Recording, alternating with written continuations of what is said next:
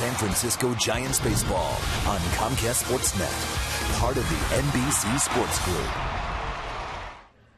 It's Labor Day baseball from AT&T Park.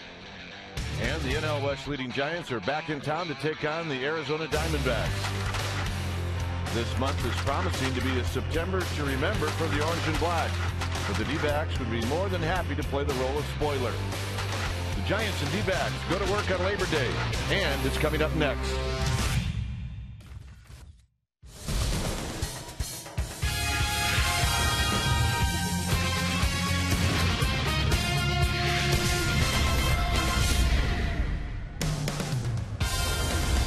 The Giants are back home. You're looking into AT&T Park as we get ready for Labor Day baseball, Giants and Diamondbacks. Hi again, everybody. I'm Glenn Kuiper. Alongside me is Mike Krukow.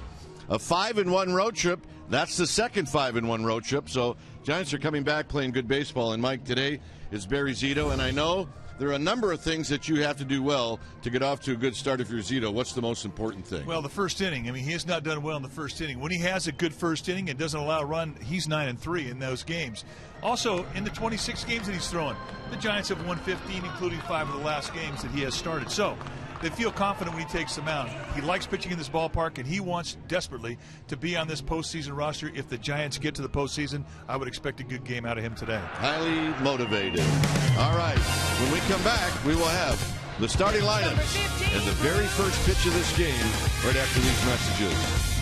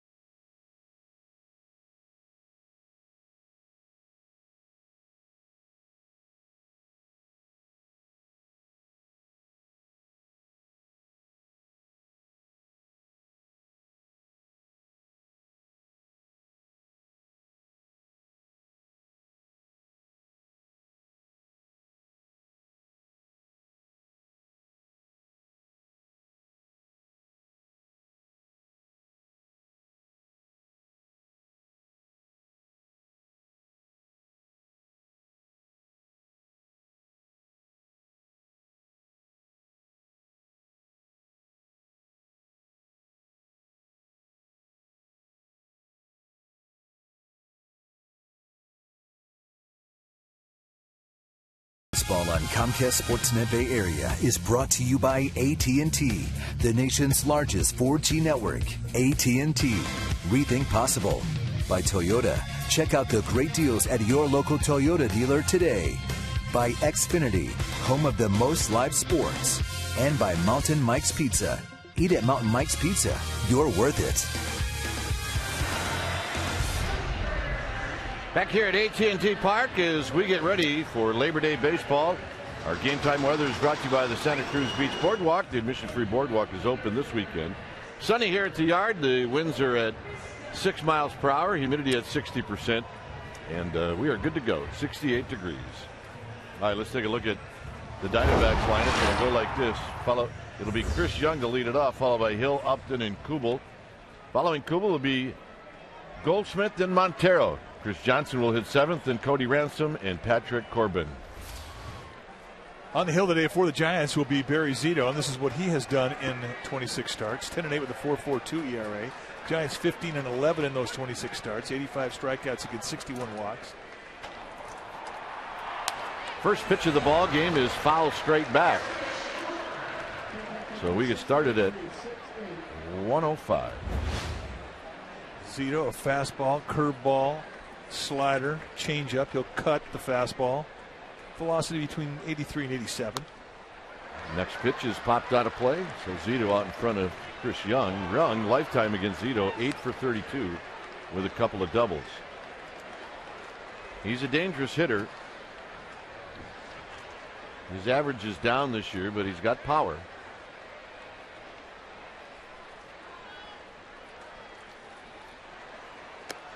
And the first breaking pitch is down low. There's Aaron Hill and then Justin Upton. The Diamondbacks coming off a heartbreaking loss yesterday in Los Angeles. Young started to go but held up.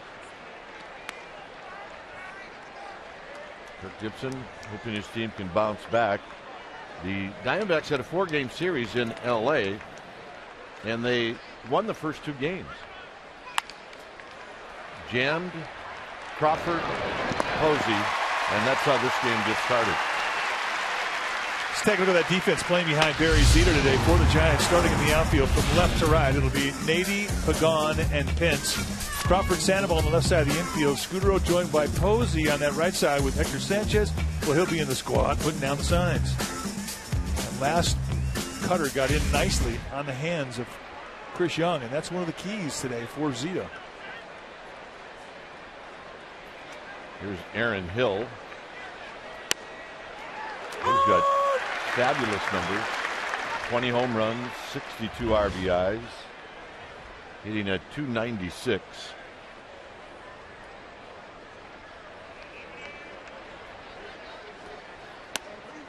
Bang, bang, nothing in 2. He's got the knee-high command right now. This is another big test for him because the first inning has always been tough for Zito this year. And when he has a good inning, it's just automatic. It just seems like he does well. And that is hooked foul right down to our ball dude down the third base line. Mark Henderson did not even get out of his chair, and that's how you like to do it.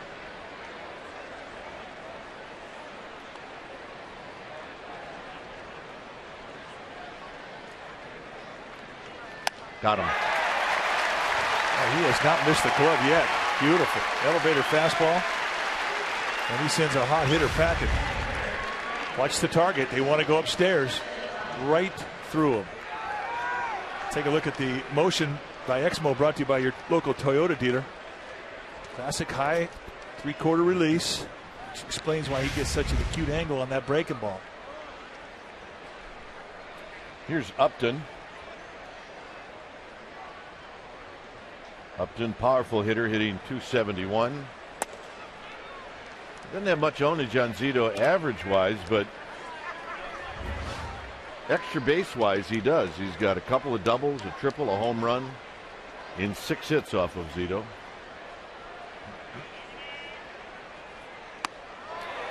Good breaking ball, 1-1. Tell you what, I mean, he's 11 pitches into this outing, and he's established every pitch. In the eyes of the Diamondbacks, they have to believe that he can get everything he wants over the plate right now. 1-2. He's got a good strike zone to work with today. Manny Gonzalez, the plate umpire. If you show him early on, you can throw strikes. You're going to get strikes, and you can grow on both sides of the plate, the width. It's a good, steady zone.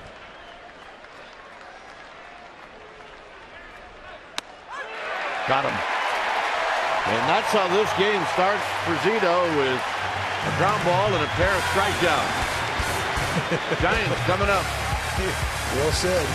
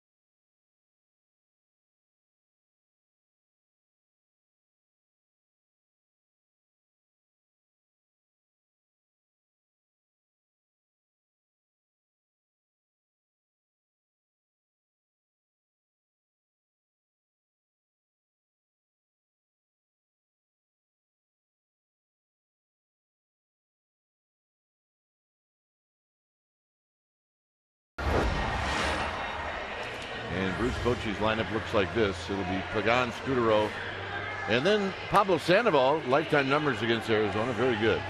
Posey, the cleanup hitter, then Pence, Nady, Hector Sanchez 7th, Crawford 8th, 0-9. On the hill today for the Diamondbacks will be the rookie Patrick Corbin, 6'2", 190-pounder. This is what he has done. Been in 16 games, 11 of which he has started, 5-6 with a 3.93 ERA. Look at the strikeouts, a 3-to-1 strikeout walk ratio. And how does he do it? Well, he's got a fastball that'll go high 80s, low 90s with a good hard slider. And that really is the pitch he gets his strikeouts with. However, he will throw a changeup, and he'll throw it in any count. Very athletic. The defense playing behind Patrick Corbin. Set up this way for the Diamondbacks. From left to right, it'll be Kubel, Young, and Upton. Ransom and Johnson on the left side. Hill and Goldschmidt on the right side. And Miguel Montero, the all-star catcher, will be in the squad, putting down the signs. So here's Pagan to lead things off. It is Star Wars Day, and Pagan on the first pitch. And it's tracked down in left field by Jason Kubel. Well, Angel Pagan had the big hit yesterday. Let's take a look at it in our AT&T reverse replay. In a tie ball game, 9th inning, he comes up and does this. A long at bat and then a 2-strike count. He knocks in Gregor Blanco. The Giants would add another, and they'd be winners and win that series. And as he says, we had a happy flight home.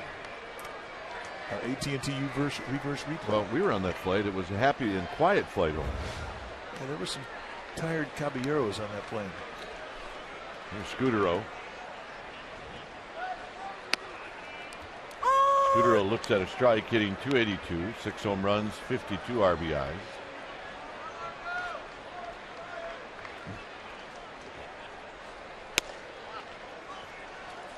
On deck is the Panda.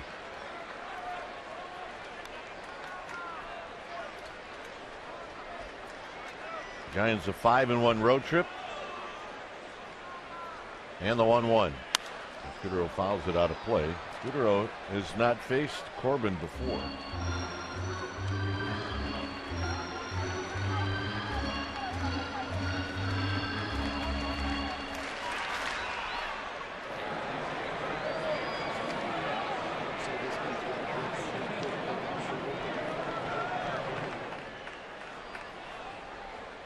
And the 1-2 pitch is high. 91-mile-an-hour fastball. Corbin originally drafted by the Angels, a second-round pick from the East Coast, Clay, New York. Then he got traded to the Diamondbacks in that deal that sent Joe Sanders, Tyler Skaggs, and Rafael Rodriguez over to the Angels, or the Angels sent those guys over to the D-backs for Danny Herring.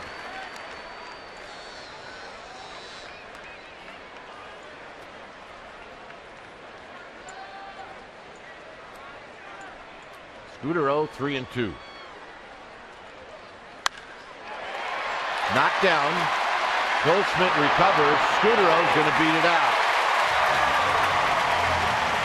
May have been that Corbin got a late break.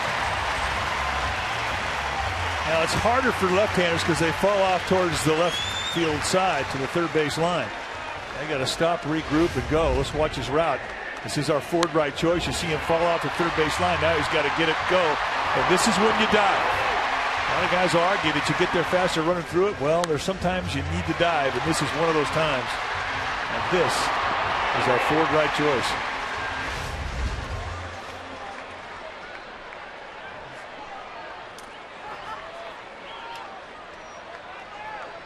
So here's Sandoval.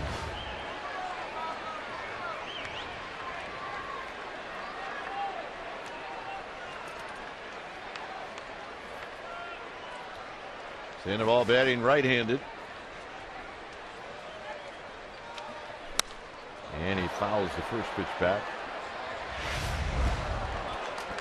One more look at the dive from Scudero, and you can see if there was an opportunity for Corbin to swipe at him, it's taken away when you dive. So it just simply became a race to the bag with no tag available for Corbin.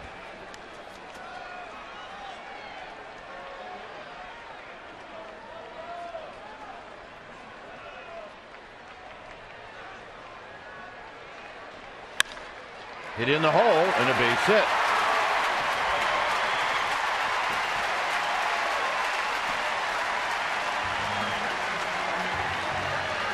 Sandoval, who had a road trip where he went 5 for 22, starts off the homestand with a base hit.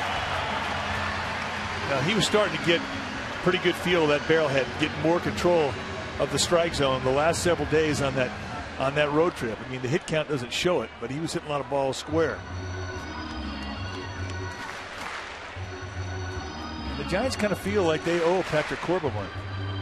You mentioned Corbin, a rookie, faced the Giants back in May, and he dealt 7 innings, gave up 3 hits, no walks, 1 run, 4 strikeouts. He was the winning pitcher. But now they know him. There'll be no surprises.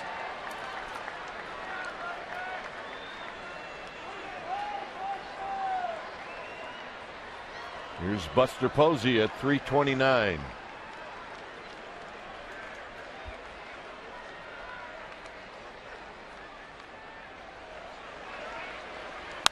Posey on the first pitch, hits one well to right. Upton back. Upton plays it off the bottom of the wall. Scudero's going to score. Sandoval into third. Posey with a double. It's 1-0 Giants. Upton completely messed that up. Did not feel comfortable at all under the ball. You can see the pitch. It was right out over the plate, up right at the belt. Posey, who's been using the right side of the field so beautifully this year, as he always has, puts a charge, and there you see Upton was turned around, and the Giants catch a break. But it was hard for the runners. They had to hold their ground. They thought that Upton was going to catch that ball.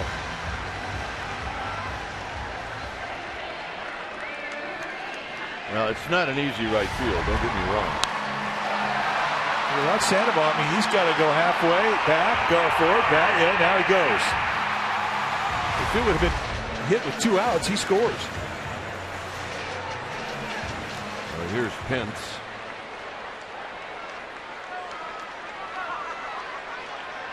Sandoval at third, Posey at second. Low, 1 ball and no strikes.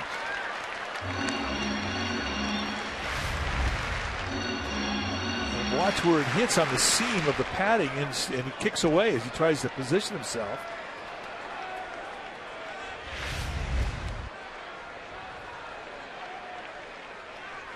Swing and a miss. Good changeup. First at bat ever for Hunter Pence against Corbin.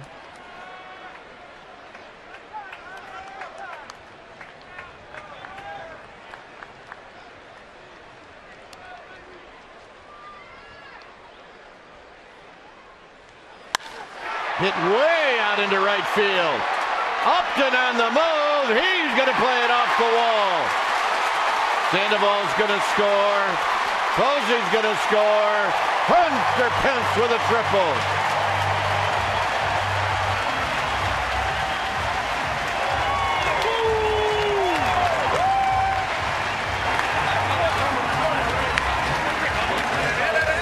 Boy, he hit that ball a long way. The Giants were hoping that he was going to find his stroke on the road trip, and he certainly did. And he gets this thing, and you get a chance to watch this guy hit a lot. You're going to see a lot of this opposite field power. And they were cheating deep on him, and even then he still hit it over the head of Upton. Pence now has an 8-game hitting streak. And when he gets those legs going, he can fly. He's got 5 tools.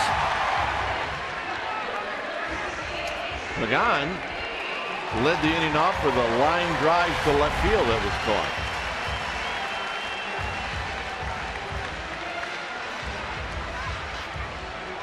Here's an 80 for the first time playing in this ballpark as a Giant. Now the Diamondbacks have to pull the infield in. Look out, 1 ball and no strikes.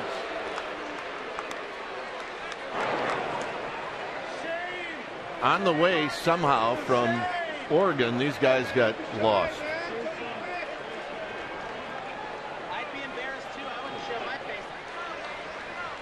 1 ball and no strikes.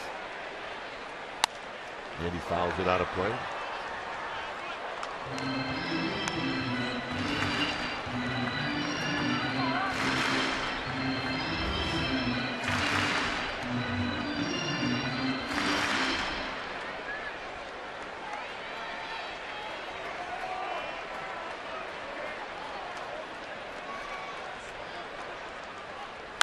Up the middle, and it kicked off of the leg of Corbin, and Nady's out. Wow. Wow is right. They're going to come out and take a look. Tell you what, though, I mean, the ball is coming off the bat of Xavier Nady right now. Pretty good pitch to hit. Just catches him right in the back foot, and he takes away a base hit and RBI from Nady.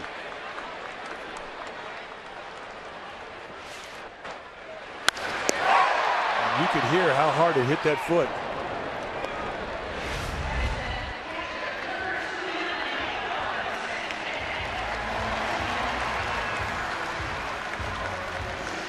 Well, even the outs have been loud this inning.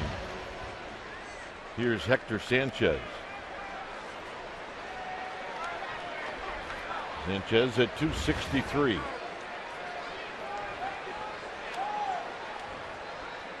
Obviously now the infield back. 1 ball and no strikes.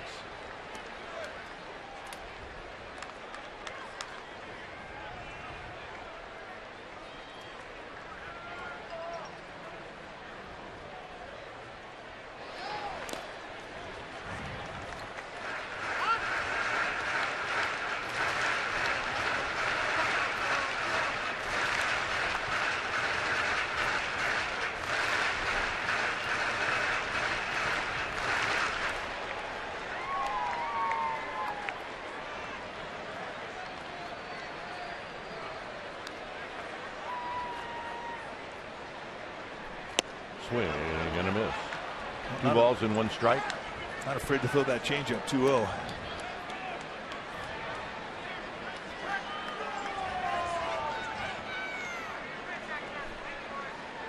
You know, he's the type of guy that kind of has to finesse you, although he does at times have a power slider. Kicks off of Johnson, coming in to score is Pence, and it's 4-0. Tell you what, they cannot give him an error on this. That was a wicked hop. We don't see many bad hops on this field, but that one was awful. And indeed, it's going to be a hit. This thing is pretty routine. And watch it come up. And it explodes right up and gets it right either in the collarbone or the neck. This is a nightmare for an infielder. He may not trust this infield the rest of the series.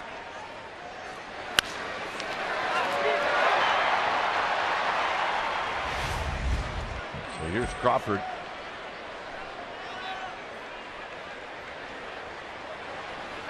Crawford takes wide, 1 ball and no strikes.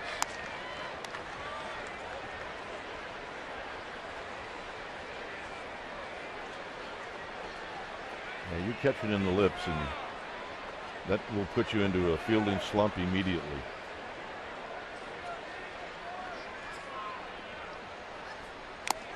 Crawford, 1 ball and 1 strike. Oh, I've seen guys have their career ruined by one of those.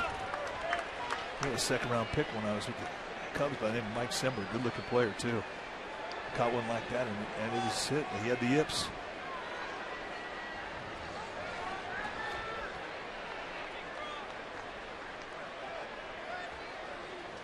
Crawford out of play.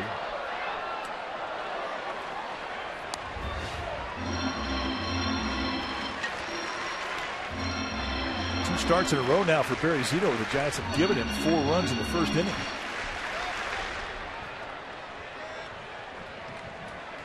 He's fighting it, but he's not comfortable. Spitting up blood. Never good when an infielder starts spitting up blood. It's just never good.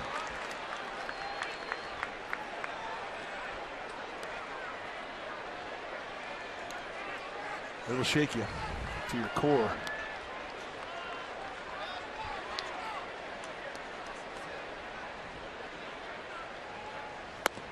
That'll end the inning. Giants on the board 4 times on 5 hits.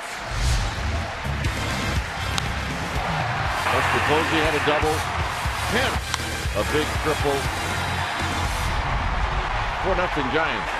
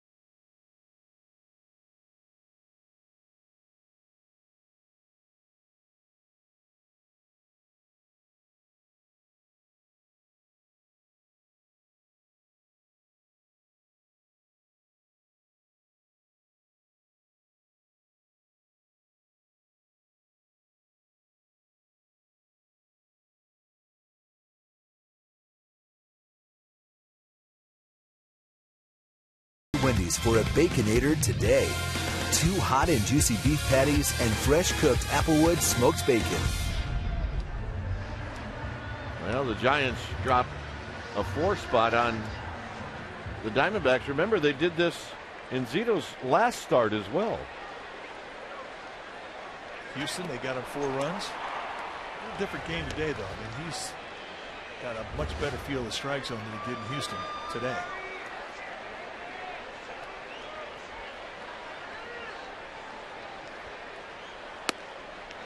On the inside corner for a strike.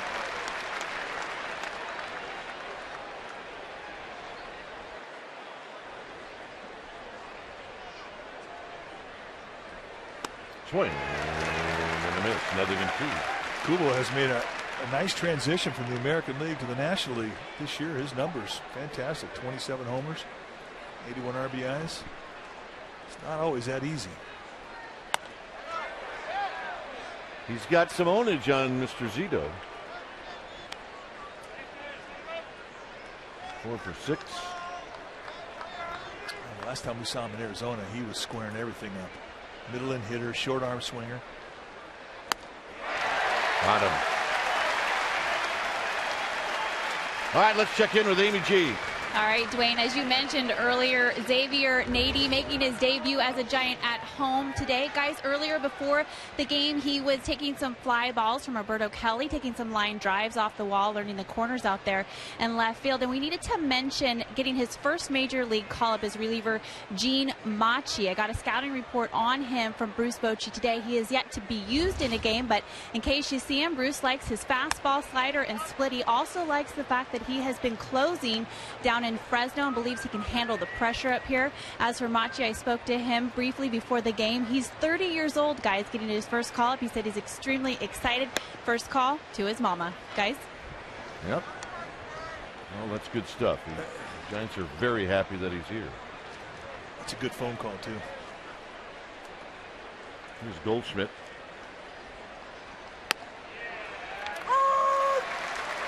Two balls and a strike. Another guy who really hasn't showed much of a sophomore slump.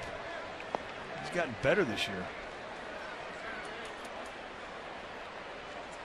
We're talking about this guy, right? As he wraps this one into left field. Nady gets to it.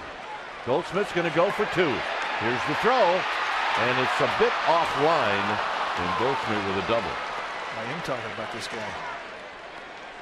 And he has always hit San Francisco well. He set up an inside corner. And there's a little leak out there with that slider. That little cutter. And ideally, you want that thing to start inside corner, fall off the plate in. That one hung out over the plate, and Goldschmidt raked it.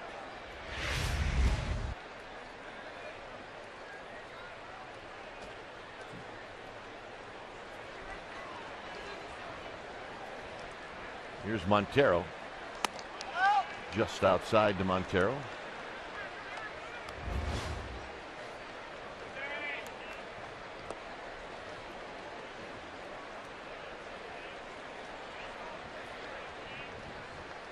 Goldschmidt at second. So Zito in the stretch for the first time, and he falls behind 2-0.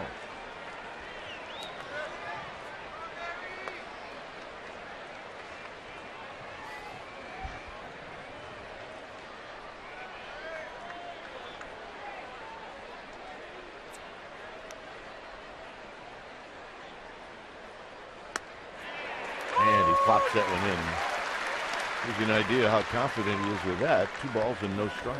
Not many guys are going to do much with that big curveball in a 2-0 count, especially first time you're seeing that thing.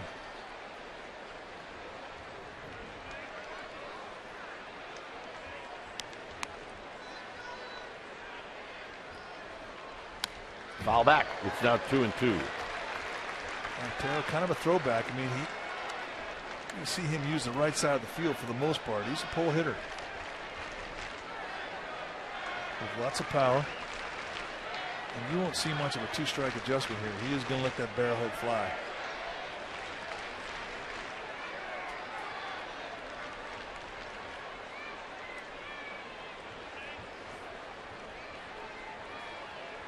Got him. 4th strikeout for Zito, and 3 of them were swing and miss strike threes. Just a perfectly placed slider in the outside corner, and Montero swings through it.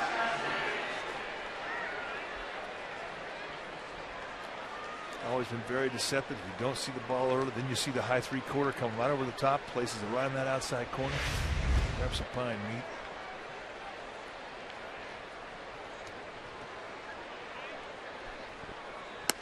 Here's Chris Johnson, who looks at a strike. And he's got everything right now. And that's another one of the keys we talk about, his changeup. When he's able to throw that thing down and away to right-handed hitters, it's such an effective pitch, and it sets up everything. It's not getting over. It doesn't set up a whole lot.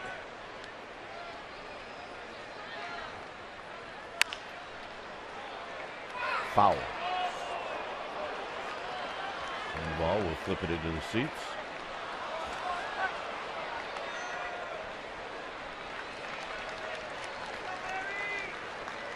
Psyched.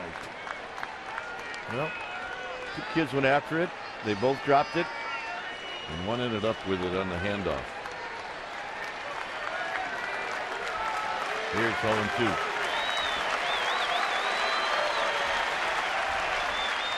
Very high.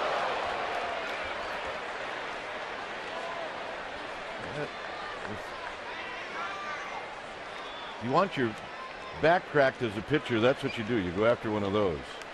Because he had to extend just about as far as you can go. Hector Sanchez.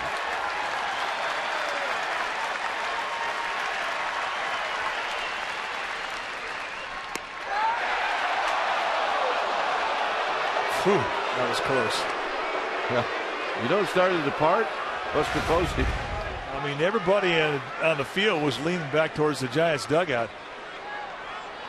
Just wrapped around the outside corner, and Manny Gonzalez says, So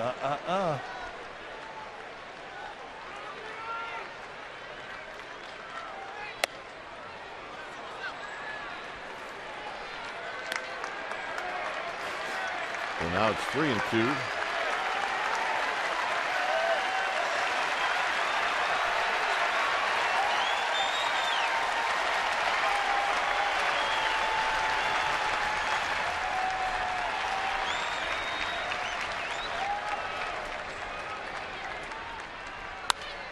Out of play down the right field line.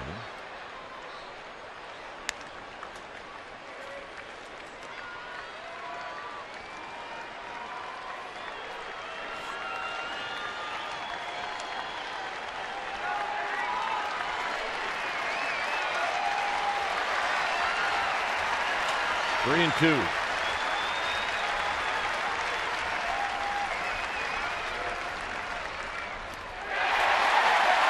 Got him. 5 strikeouts for Barry Zito.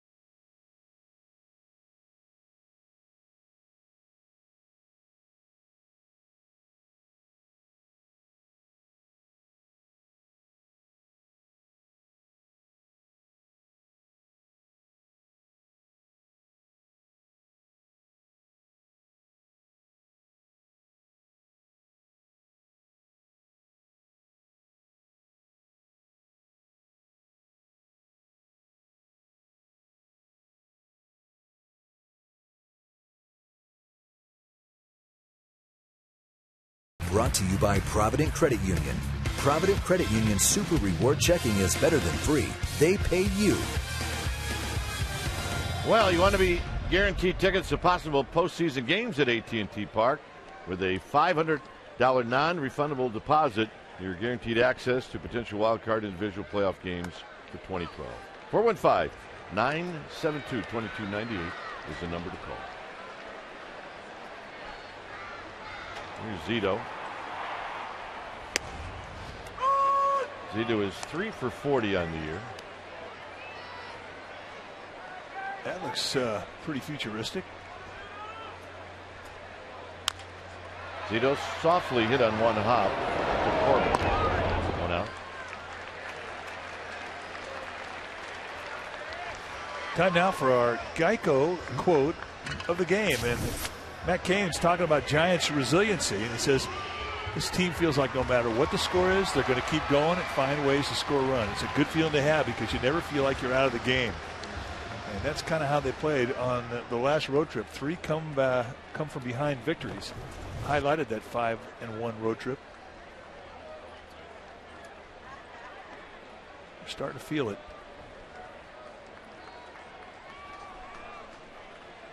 Here's Pagan. Pagan takes inside. He lined out to left field to open up the bottom of the first.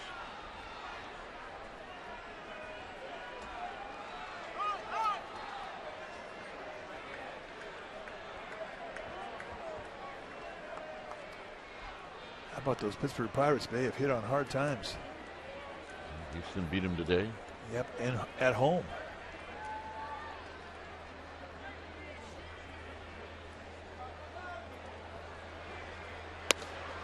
And a strike to Pagan. Pitcher strike.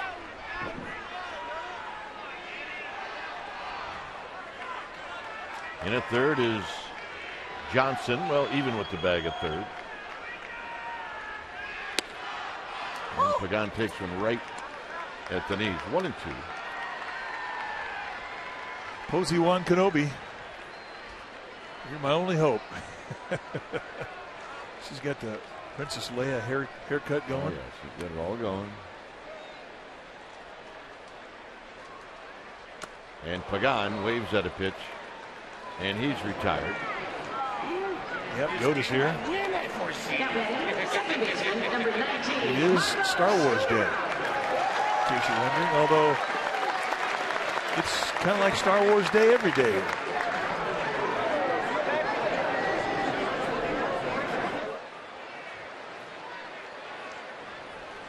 So here's Scudero.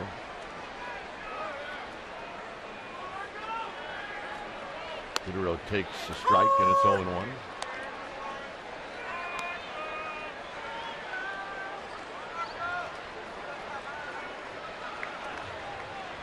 Scudero pops it up.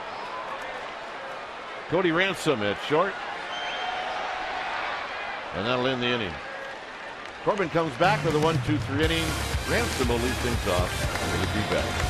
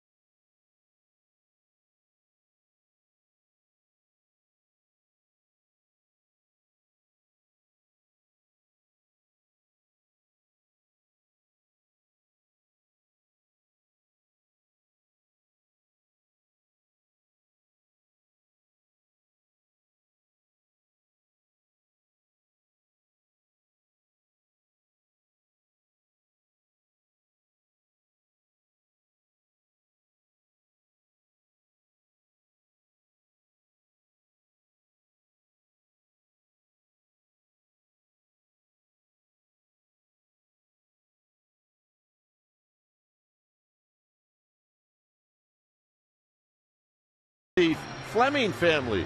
Mom Jess, you see the twins, Katie and Carter. They have a friend in the middle holding up the We Heart the Giants. And then the little guy on the right is David Jr. And David Jr. asked me today when I went in the booth to say hi. He said, Mr. Kuiper, do you know who plays for the Giants? I said, no, David. Who? He says, Darth Vader. Well, there he is. And he was dead serious.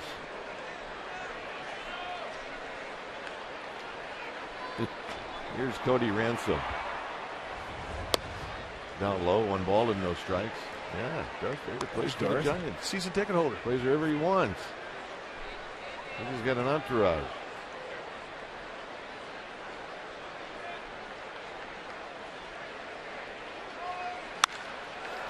Scudero can't get it. Is Cody Ransom with a leadoff single here in the 3rd inning. All right, here's McDonald's True Stories. On this date in 1963, at the stick, Juan Marichal reached 20 wins in that season for the first time, and the Giants beat the Cubs 16-3. He finished with 6 career 20-win seasons.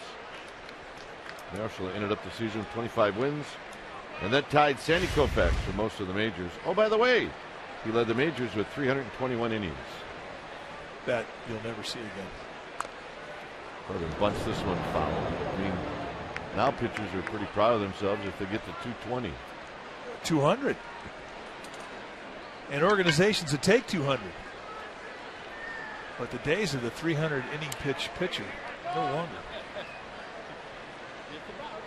Jerry Garcia fan. He knew Jerry Garcia. Yeah. The bigger the boiler, the better the beard on the T-shirt. Yep. That's an excellent point. Couple of gamers. I never noticed that before. I found that out when I put a T-shirt on the other day. The lettering on the T-shirt had expanded a little bit. Ah, well. 0-1 to Patrick Corbin. 0-2 to Patrick Corbin. Off seasons are for whittling down your boilers. It is Star Wars Day.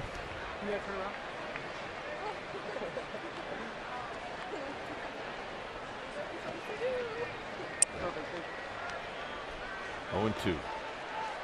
No comment.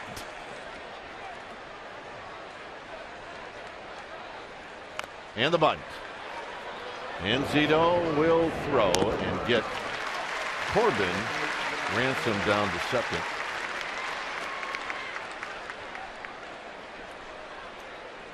And here's Chris Young.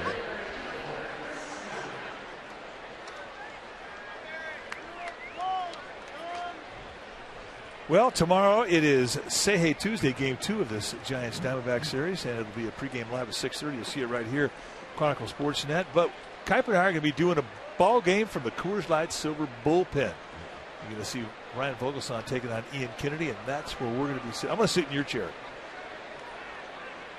Yeah, okay. You're supposed to argue.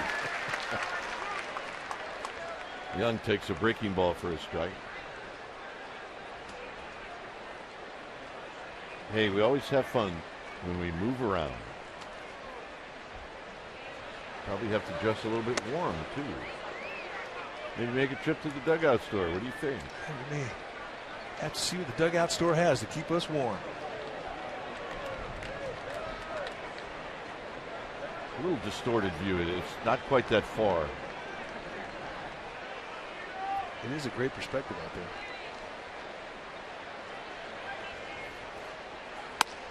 And tight to Young, 2-1.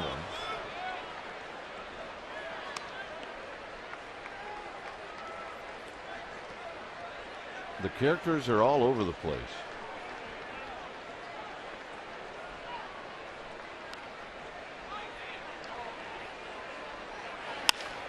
Hit out to left field. Nady puts it away. Anytime you bring a guy into the outfield and you haven't seen him play with the center fielder, you're always worried about balls hitting the gap. Yeah.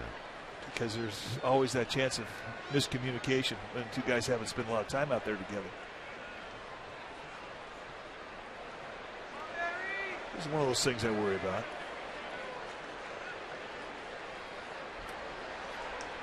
Here's Aaron Hill.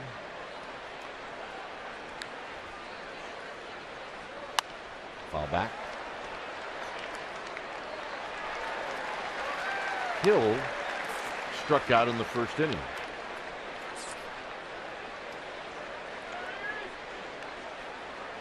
And if you're 3 years old and you see all these characters around the ballpark, and one of those characters has got a glove on, you might actually think that they're going to take the field, as David Fleming thought.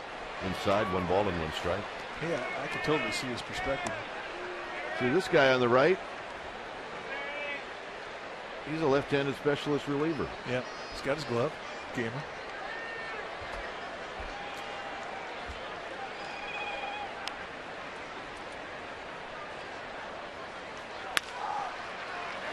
Sandoval. Posey. Side retired.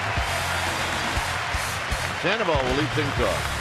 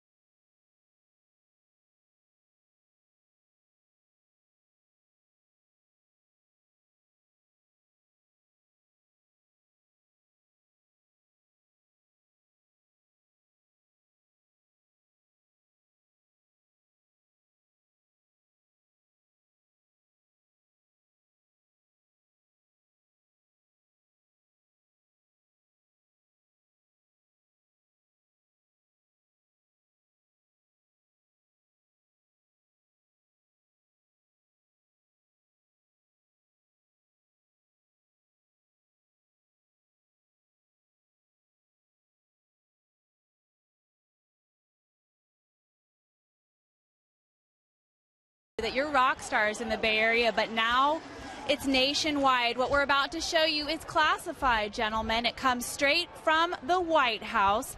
Your wine stoppers that were giveaways this season. Very popular items, of course, to cork our wine at night and be a dog toy during the day. This photo comes courtesy of Ellie Schaefer. She is the special assistant to President Obama. And Bo Obama, the first family's dog, the first dog, plays with your wine stoppers. And gentlemen, that's legit. Way to go. So they're dog toys. They're actually not wine stoppers. Oh, that's fantastic. Hey, if you're in the White House, you can pretty much do whatever you want with them, right? That's true. Well, thank you, Ellie Schaefer. Oh, that's hysterical. Yep. I feel important. I don't know about Bo. Bo's going, what? Really, what am I doing here? Can I chew on these later? And meanwhile, Chris Johnson got another tricky hop, and he's thinking, all right, enough. I can see his body language. That is an infielder right now that's thinking about it. You've been there, haven't you? Yep. All right, this ball hit right on the screws. Remember the last one he got came up on him just like that. That's 2 times he's had 2 balls come up on him. The last one hit him in the throat.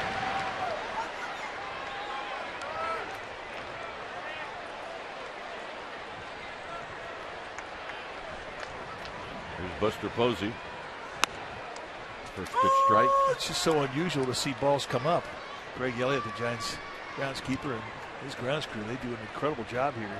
You don't see many bad hops.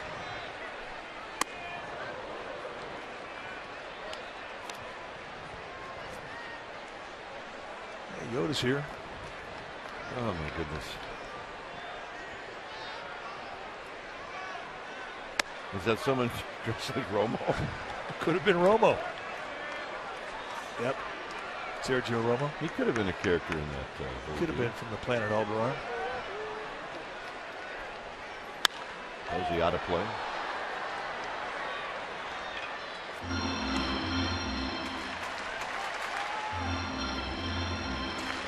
You know what? Great fans in Chicago. Although the Astros not playing well, but they got good fans. It's just a different flavor here, isn't it? No place like home, baby. No place like home. Posey takes strike 3 call. Well, in honor of Bruce Lee Tribute Night on September 4th, they are offering fans exclusive co-branded merchandise available. And you can go get T-shirts, hats, pins, iPhone covers, all kinds of good things. And a portion of the proceeds are going to benefit the Bruce Lee Foundation. Visit the Giants Dugout store. It is the best store in the Bay Area. Or call 877-544-2687 to get your Giants Bruce Lee merchandise today. Here's Pence. Pence wrapped one off the wall out in Triple's alley for a triple that knocked in a pair of runs.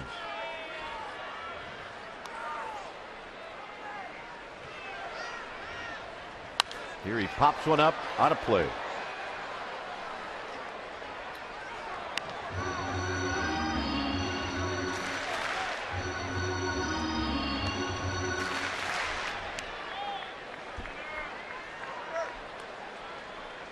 One ball and 1 strike. Low. The 2 RBIs for Pence, 83. Buster Posey has 84.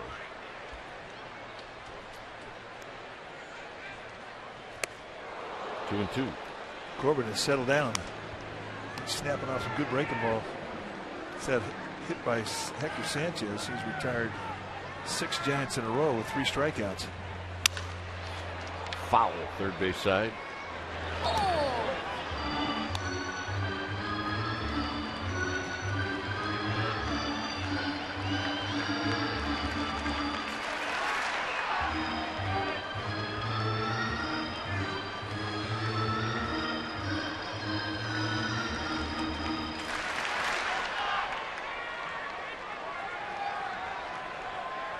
Two-two pitch.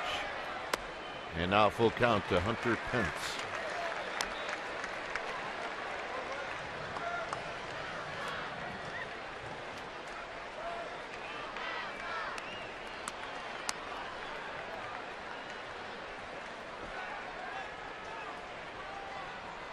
Payoff pitch. Pence off the end of the bat. Young's going to track it down to end the inning. Fourth inning coming up. 4-0 Giants.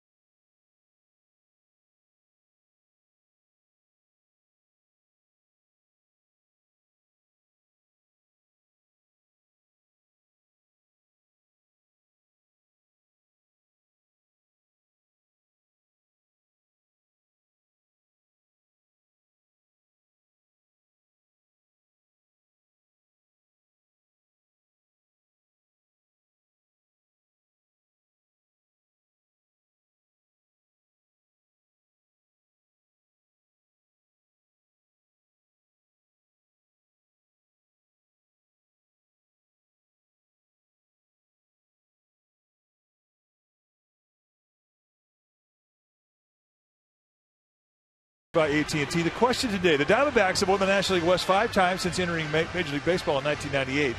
Name the teams to win the most National League West titles since division play began in 1969.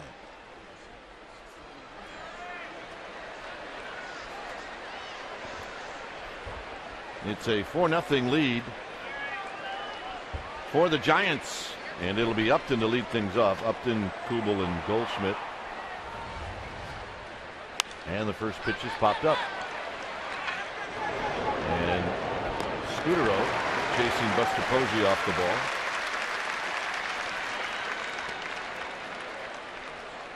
On a play like that, it's he who yells loudest.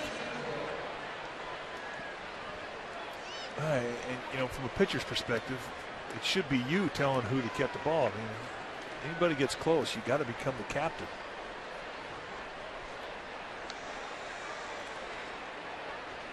Kubel takes high, 1 ball and no strikes. It's great. Sometimes you'll have 3 or 4 guys yelling for the same ball in the middle of the infield. That's when it can get pretty entertaining.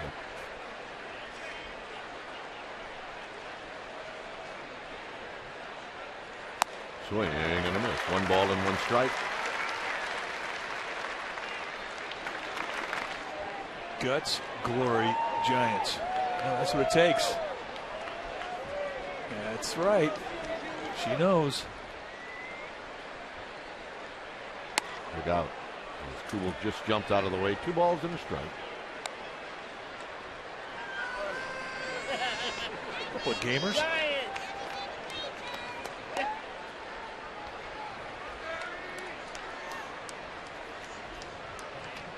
Goldschmidt to follow. The overshift is on. And this is bounced to Scudero. Posey, 2 outs.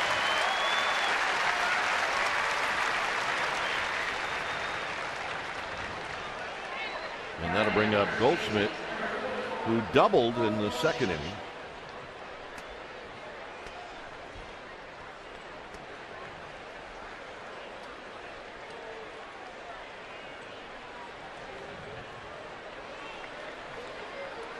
Dodgers will play tonight. They will host the Padres. Breaking ball misses. 1 ball and no strikes.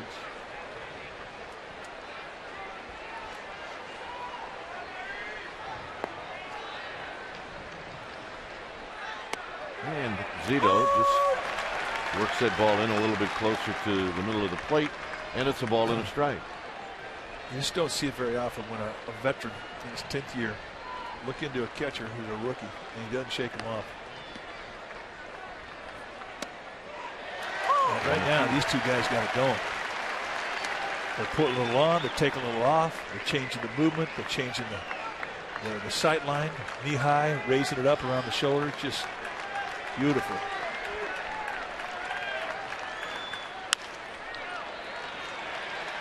Crawford to Posey. In a 3-up, 3-down inning for Barry Zito. And Xavier Nady will lead things off.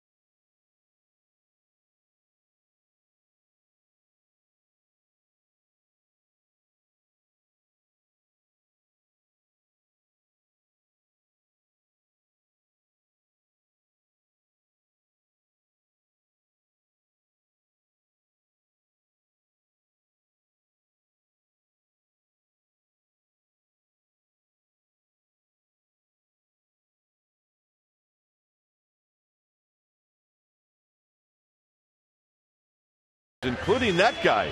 So I'm sure that this is going to work. There's Harris Barton. Harris has got the right colors on. Look at our creative things. They're the best. Oh, yes, they are. But you get one chuckling and they can't stop. Nope. The attitude's just way too good out here. You know, Harris Barton, every time you see him, he's half expecting that a round of golf is going to break out at any time, and he's going to be ready for it. There's Nady who takes a strike. He is a good golfer, by the way. Good golfer and a great dad. Good guy. I like Harris. 0-1 pitch. And that hit him. So Nady will reach.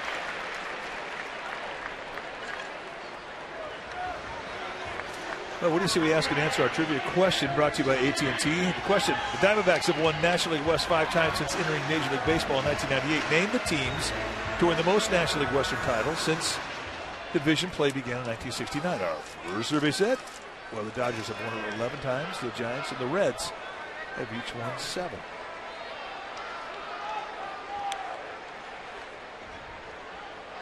Kind of a trick question. You kind of forgot the Reds were in the West. Remember when we would have to travel to Houston not twice, but 3 times? Yes, I do. And not just Houston, but all those teams in the West.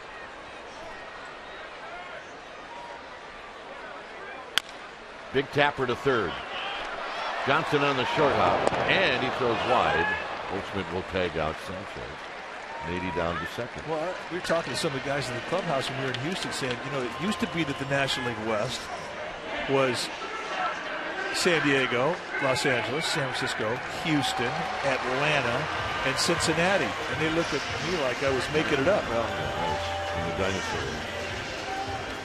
So if I remember right, so did that mean we went to Pittsburgh and New York twice? Twice. So the teams in the East. East Coast you saw twice. You won division 3 times. So we spent a lot of time in Cincinnati and Houston. Yeah, we did. And Atlanta. Here's Crawford. Low. Well, nobody complained. We were having fun. In the big leagues, it's hard to complain. Crawford struck out in the first inning.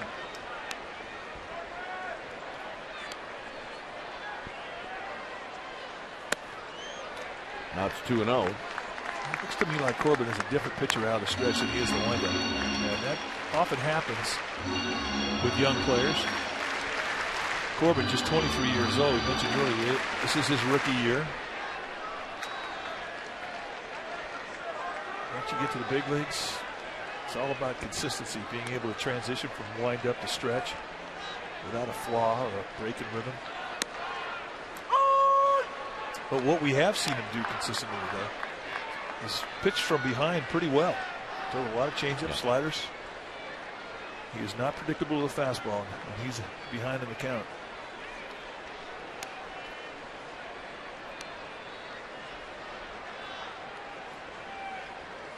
And a base hit into center field.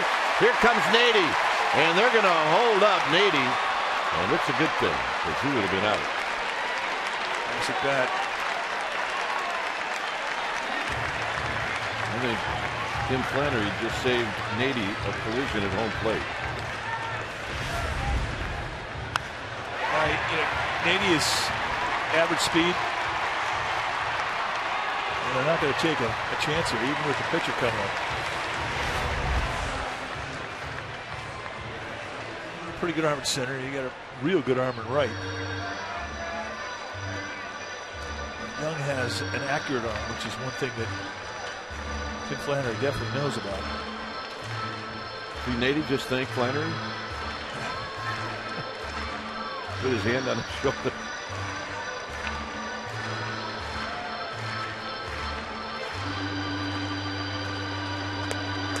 So here's Zito. Zito maybe there to lay down a bunt. Could be a squeeze. Could be a safety squeeze. Could be a take. 1 ball and no strikes.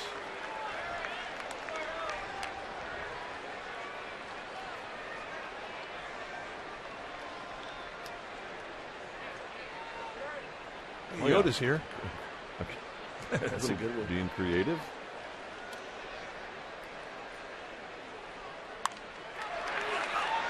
Corbin kicks it. Johnson throws it, and they get Zito by a strike.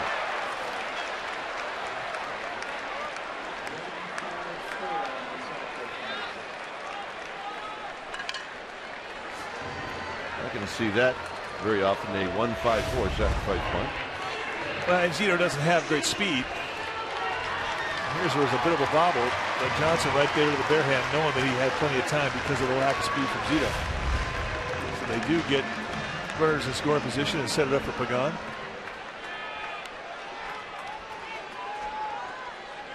Now Corbin's got his choice. He can go from the windup if he prefers. It looks like he's going to go in the stretch.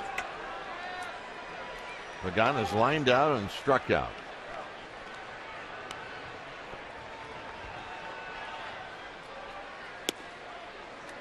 0-1.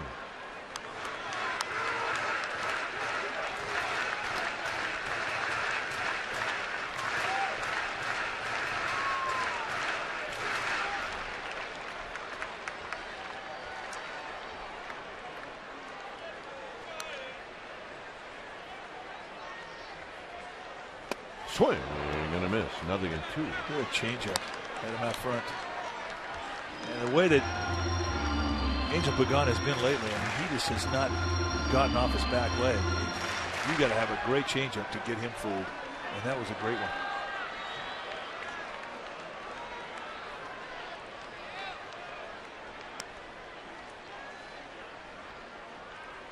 The 0-2.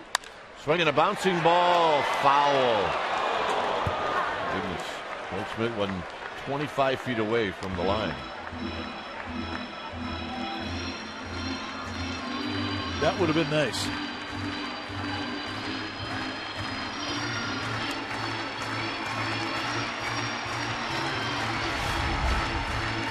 How foul was it?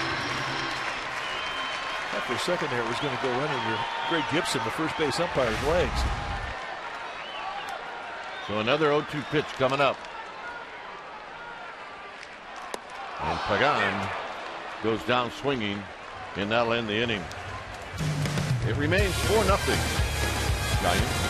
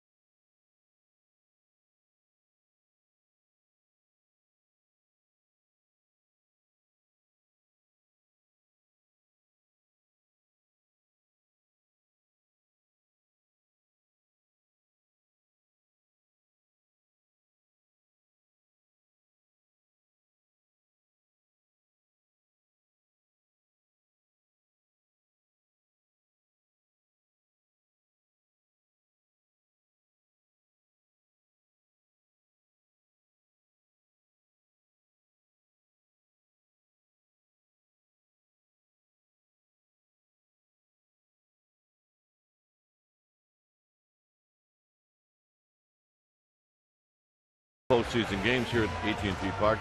Get on deck now for the 2013 season ticket plan. It's a $500 non-refundable deposit, and you will have guaranteed access to potential wild card and division playoff games right here in 2012.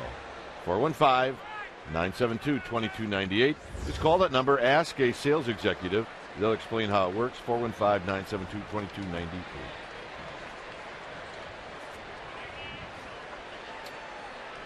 Here's Miguel Montero. Strike at the knees, and it's 0-1.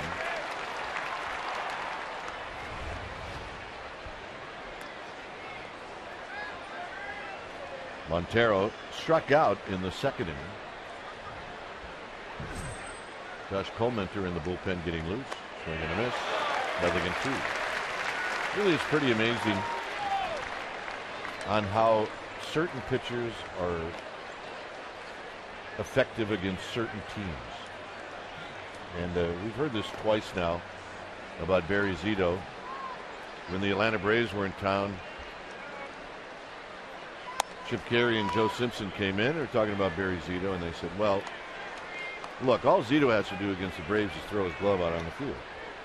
The exact same thing was said by Greg Schulte, TV voice of the Diamondbacks, today. And it's how a guy does against a team. Well, I think the more aggressive a team is, the better it is for Barry Zito. Because Zito is such a definitive mixture of speed, movement, location. And guys who have big swings, they don't like that. They like predictability. There's a base hit to right field for Montero. He was not fooled on that breaking ball at all. All right, it's time for Subway Eat Fresh Ass. Cooking Kite. Visit csnbayarea.com. Ricardo from San Jose wants to know, do players still cheer for the teams they grew up cheering for? Quietly, very quietly. But I think once you fall in love with a club when you're a kid, that stays with you.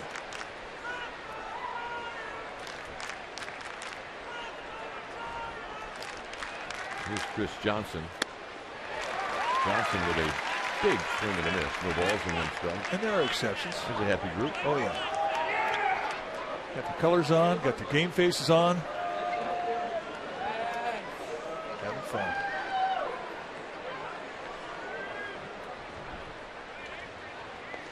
Posey close to the bag at first, and that's in tight to Johnson.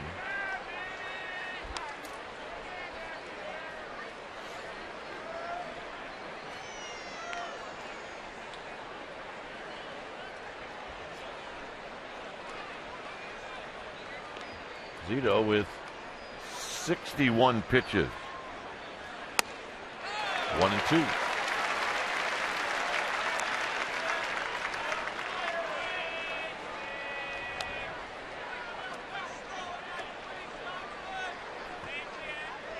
Cody Ransom on deck.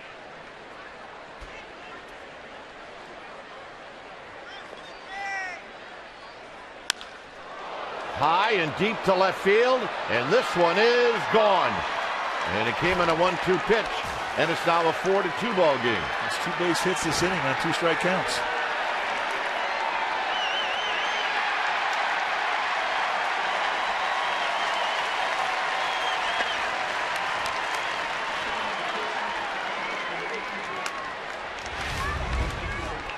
Take a look at the payoff pitch here. Ball middle in, and he stays inside of it beautifully. Watch the arm bend right through the ball. That's a technique you learn. And the guys who have power, not a problem flipping it out, even with bent arms. Here's Cody Ransom, singled in the third.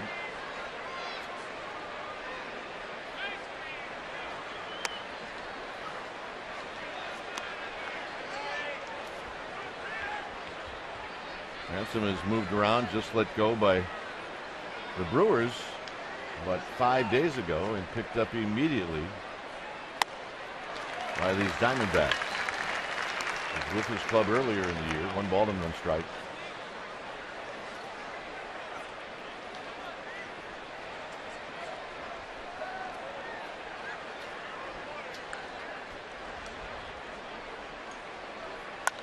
Foul back, 1-2. Ransom's got 10 home runs. All right, got a man right below us. Making a play.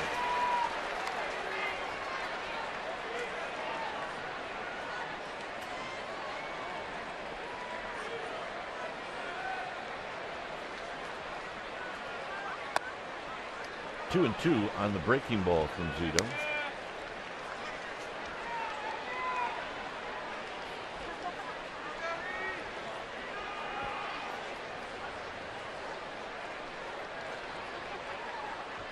Corbin is on deck.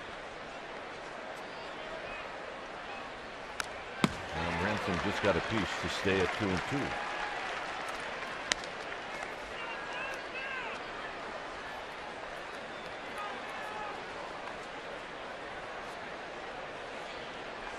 So 1 swing of the bat,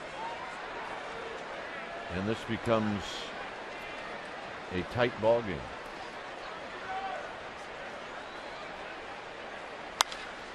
Popped up.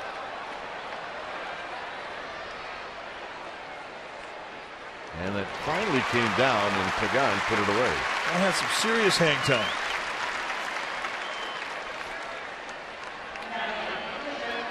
Here's Corbin.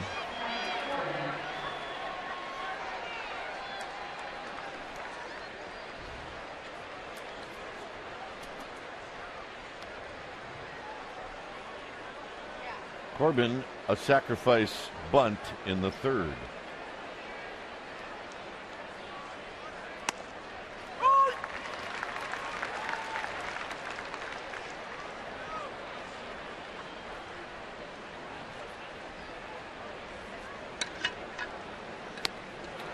Oh, 2.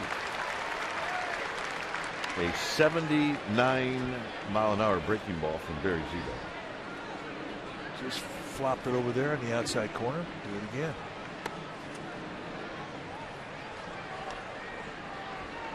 Four day games in a row. For you, this is just like playing for the Cubs. Yeah. Back in the day, there were no night games at Wrigley Field. I didn't like that. Like what? All day games. No, I can imagine. You know the bad part about living in Chicago, playing for the Cubs and having all day games, was that back in the day, you couldn't afford to live in the city, so you're out in the suburbs, and you were driving in rush hour traffic to and from the ballpark. Logan strikes out. That's strikeout number 6 for Zito. And of those 6 strikeouts, 5 are swing and miss strike threes. Here's Chris Young. And the other thing, too, when you're in the hot part of the country, when it gets hot in July and August, and you have nothing but day games, it wears you down.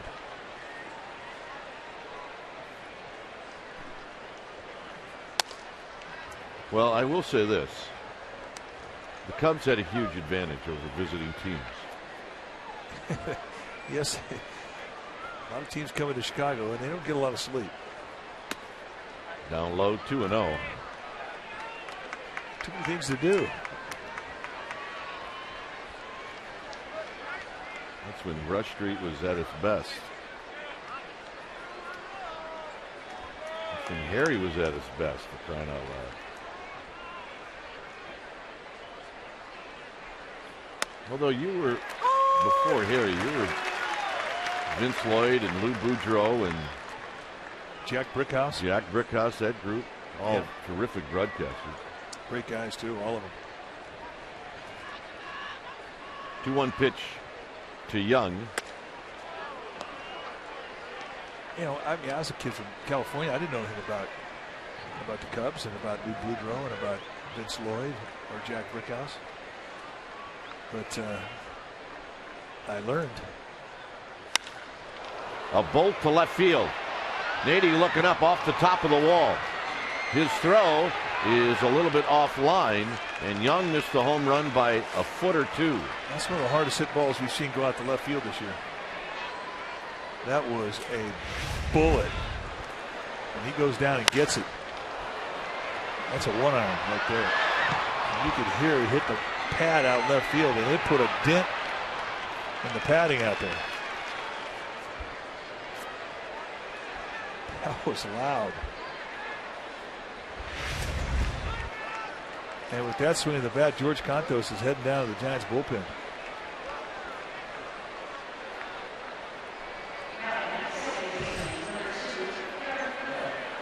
Here's Hill. Hill struck out and bounced out.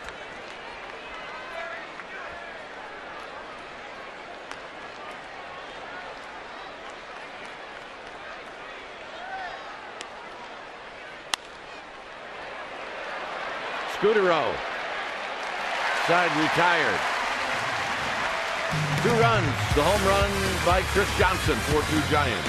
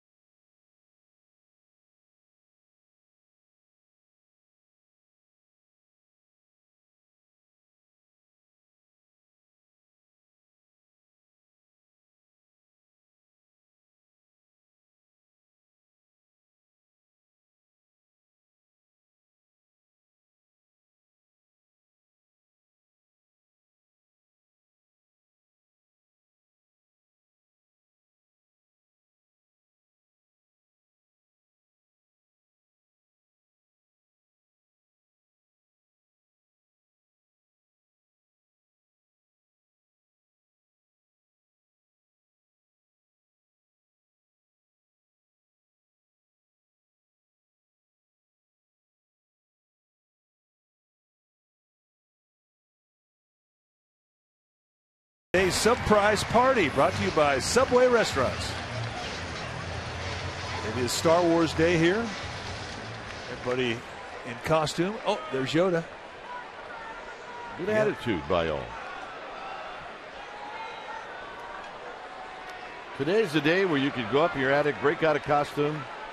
You have no idea what it may be, and you could pull it off today. Yeah. Well, you could kind of do that every day. Just say, no, this guy was he was part of the character. Really? Yep. Want to know to Scudero. Scudero lets this one out of play. Giants now lead by 2. See, that guy went upstairs and found a Giants jersey. Oh, yeah. He's been to the Star Wars bar. Yes, no question.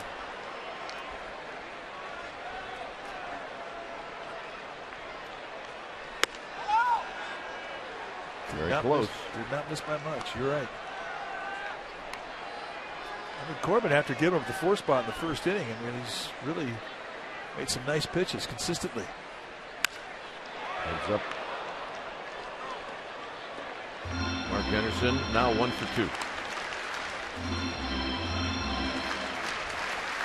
Into a little girl with a panda hat on in a Brian Wilson jersey. Can't go wrong with that. No. Cannot.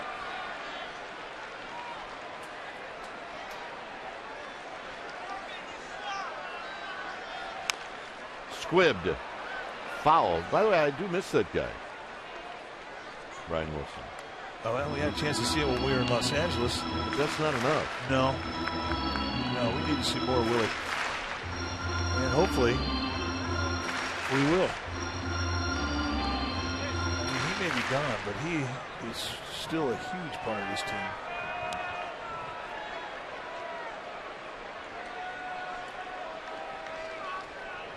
Two and 2 to Scudero. 3 and 2 to Scudero.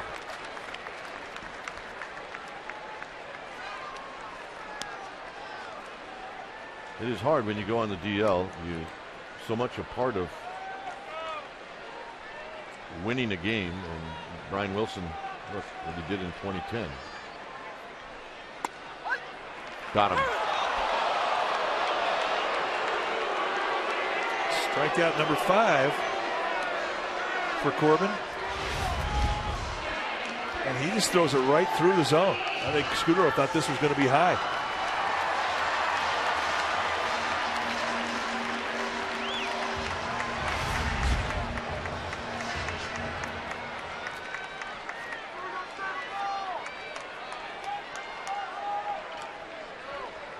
Here's Sandoval, 1 for 2.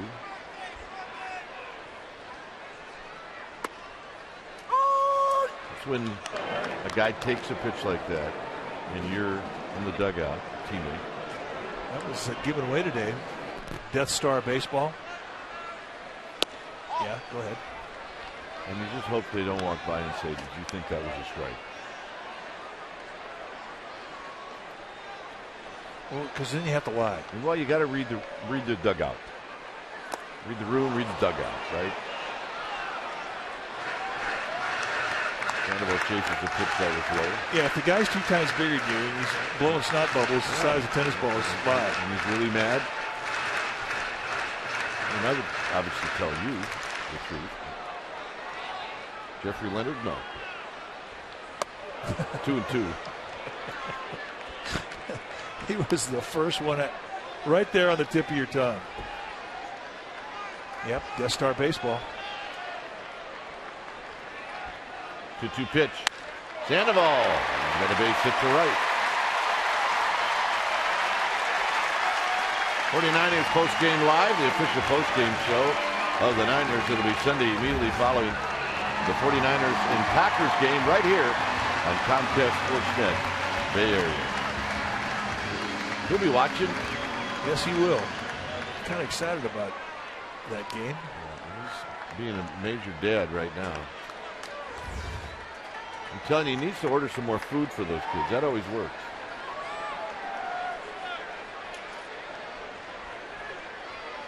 Here's Posey. Posey pops it up. This could be interesting. Upton.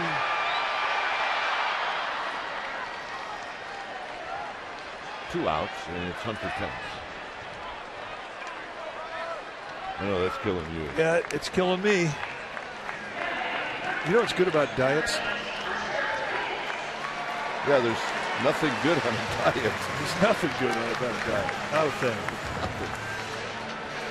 Especially when you're at the ballpark. Oh, my goodness. And they've got Ghirardelli Sundays. Please. Pence is tripled and he's flied out.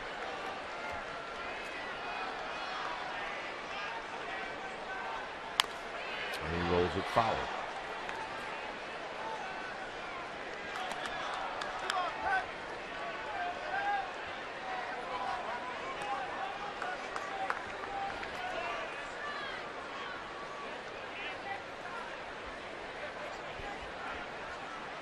See some folks in the cold. Pretty good place to be today. 0-2.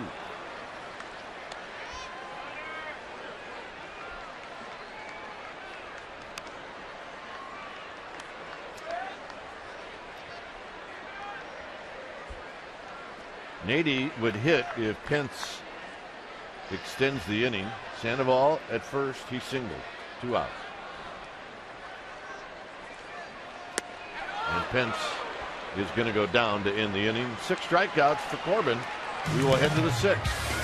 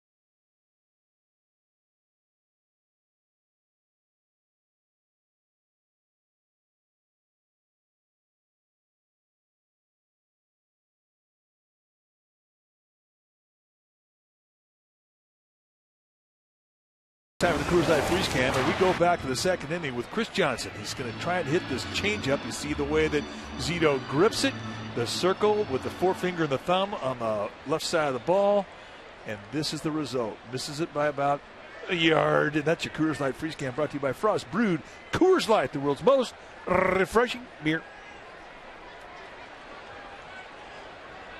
See his line today. No walks, 6 strikeouts. Here's Upton, and Upton hits one really far. You don't see me foul balls get up in that neck of the woods. Oh. Appreciate it. He would have to hit it out of the stadium, which would be our favorite foul ball. Pablo Sandoval owns our favorite. When he hit the one out of Cincinnati. 0-2, not Upton.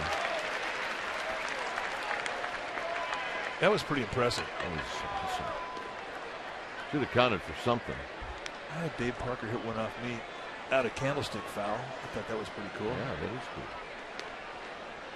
It's the best strike I ever saw. In the dirt, 1-2.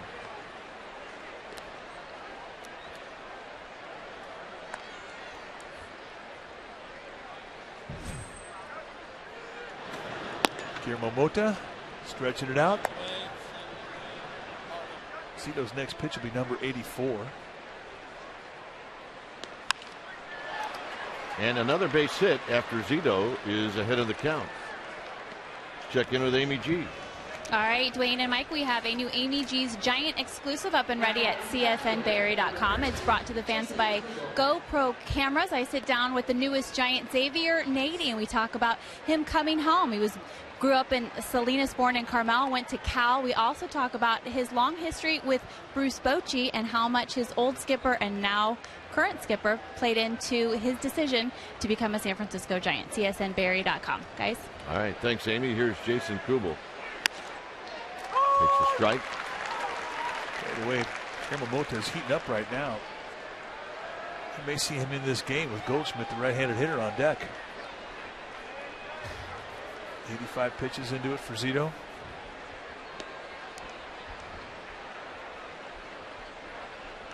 Mark Gardner takes his hat off. Mota is ready, and he did, and it's 0-2.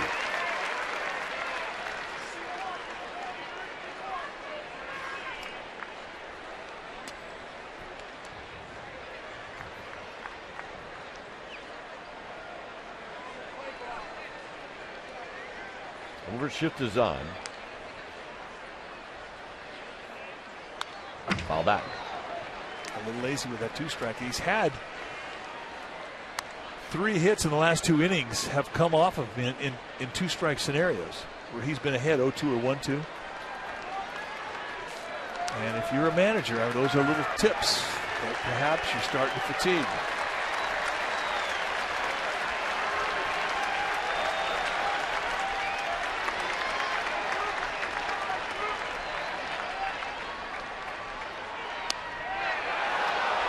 Good pitch.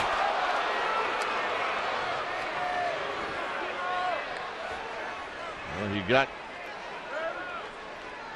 Kubel to absolutely think about it.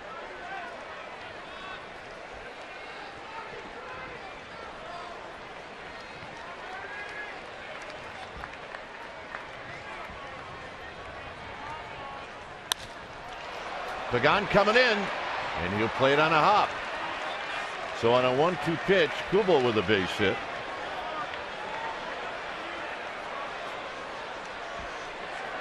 And that's going to be it for Zito.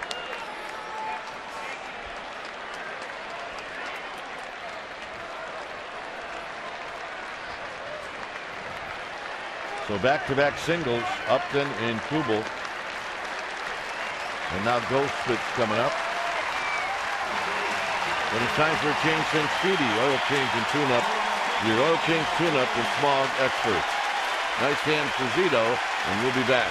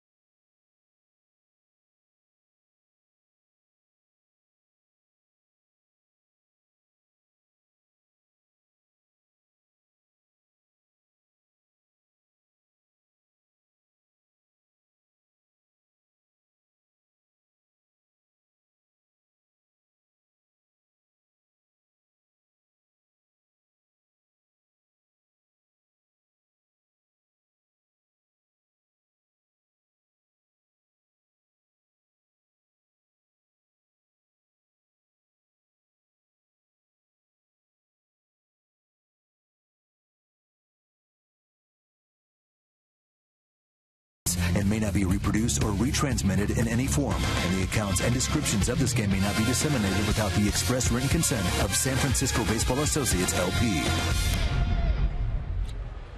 Giants with a 4-2 lead. The Diamondbacks have the tying runs on base, and Guillermo Mota is on the hill. Let's take a look at the numbers for Mota.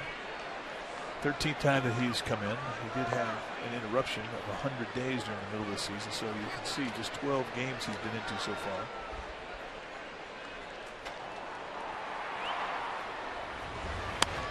Strike to Goldschmidt, who's 1 for 2.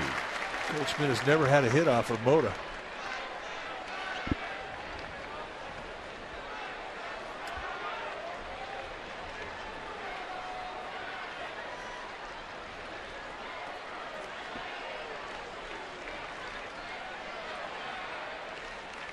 Down low.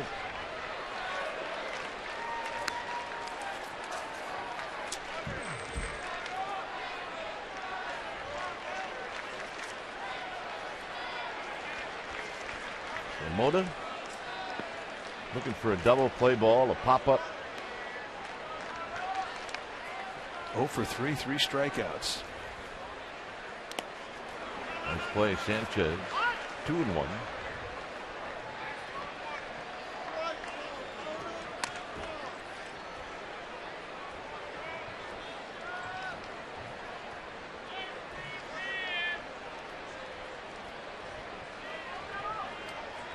So Goldschmidt looks down to Matt Williams. Miguel Montero is on deck.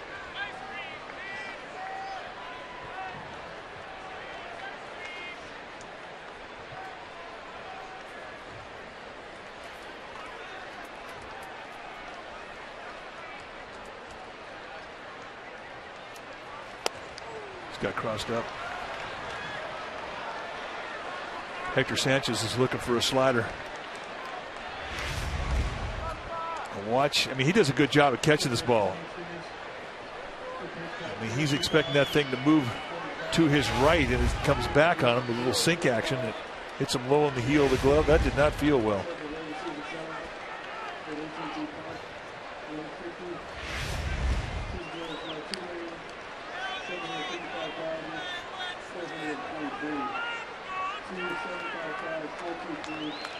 So 3-1 to Goldschmidt.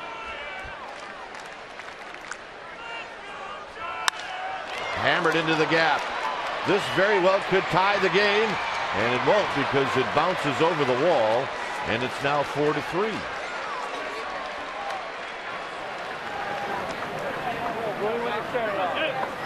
Second and third.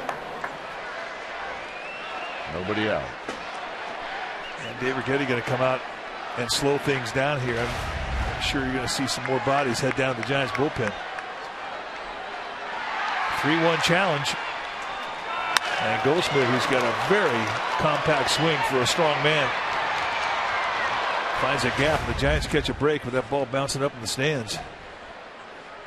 George Cantos starting to get stretched out. He's already been down that bullpen one time. It won't take him about 8 pitches to establish back that fastball. This is a severe red alert right here.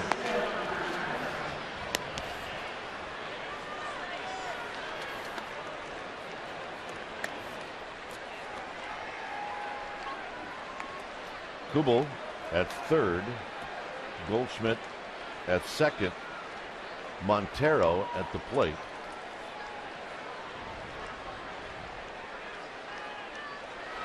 And he rolls this one foul. Giants are playing the middle infielders back. I mean, they just want to stay out of the huge crooked number. Matt Albers, a right-hander, getting stretched out now for the Diamondbacks in their bullpen. So a lot of activity going on.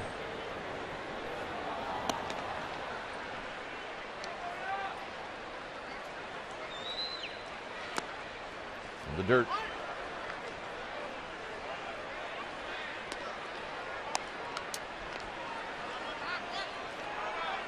Three straight hits, 2 singles and a double.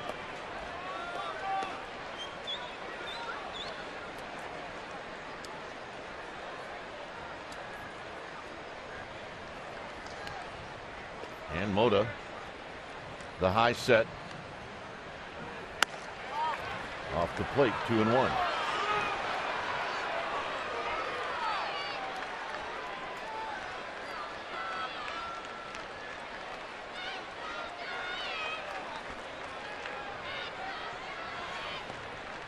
Nervous time for Bruce Bochy. Always squirming. You sense that your guy out there on the mound doesn't have a great command of his pitches.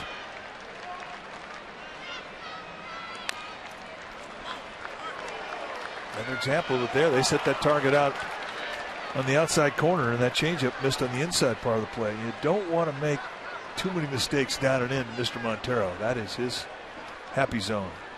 Dead pole hitter. He likes that ball down and in.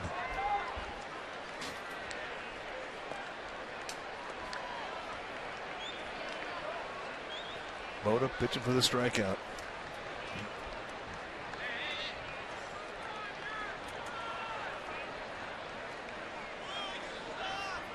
Ball got loose.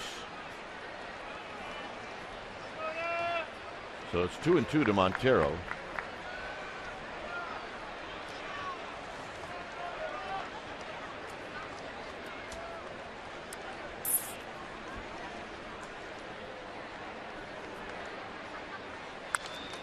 Well, he had a rip, and it stays 2-2.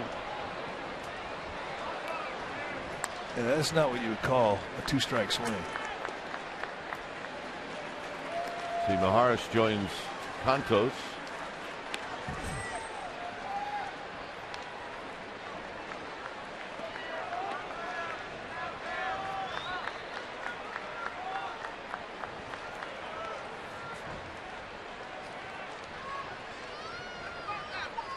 Two and two.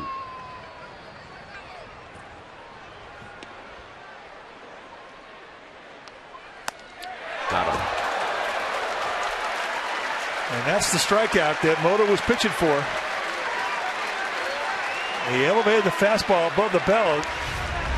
You can see the uppercut from Montero. Loses the bat. And that's a big out.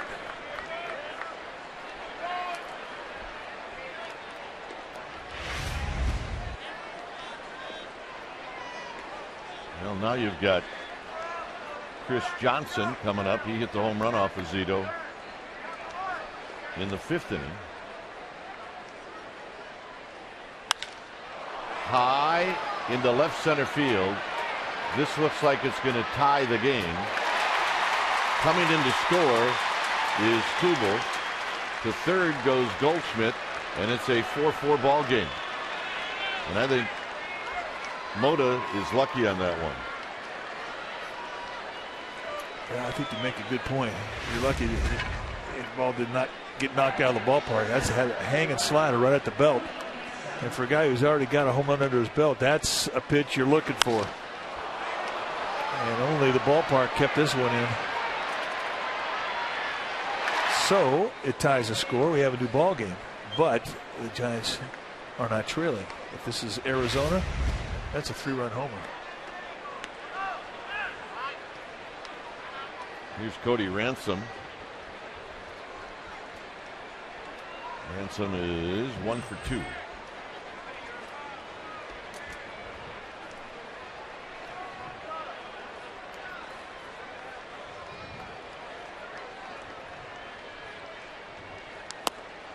Down low, 1 ball and no strikes.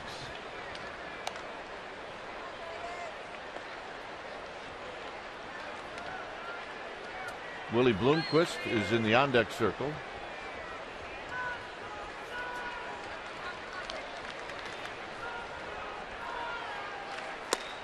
One ball and 1 strike.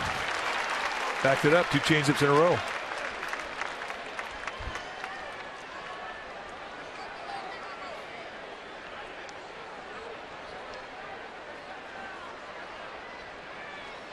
At third,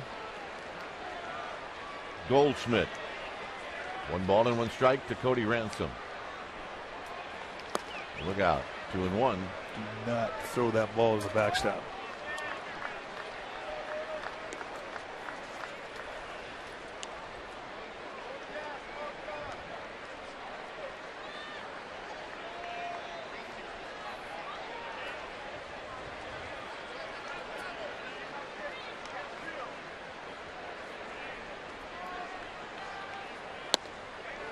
Nope, 3-1.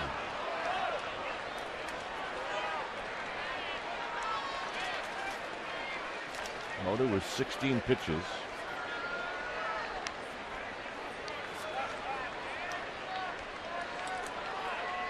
Doesn't have to throw a strike here.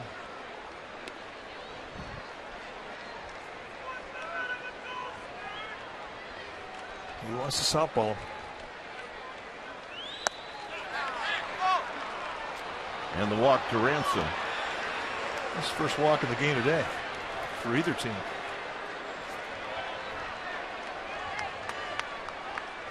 And here's Bloomquist.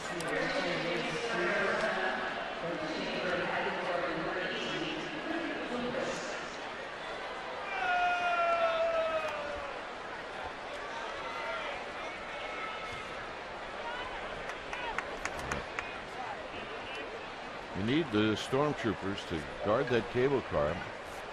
I'd like to see those guys out there tomorrow guarding us. Yeah, they do a good job.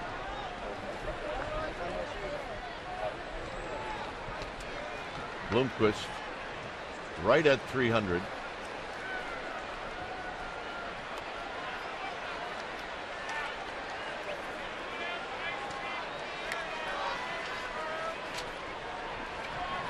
Waiting on Mota. He's been red hot lately. Down the right field line. That'll be out of play. He was on the DL from August 11th through August 31st.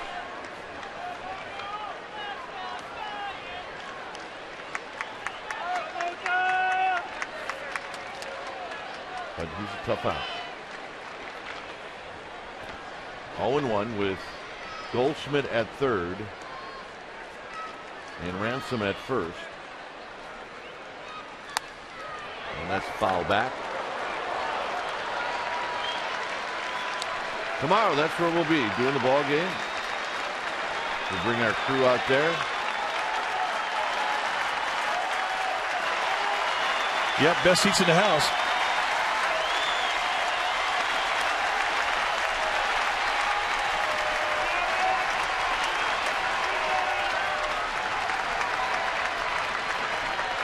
Oh, 2.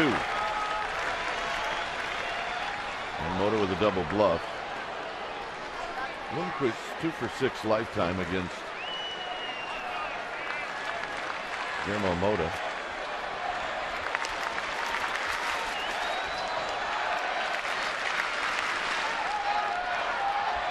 Mota ahead in the count.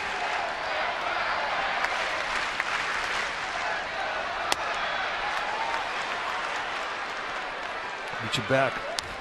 Trying to add on a little bit. Brought him up in the strike zone.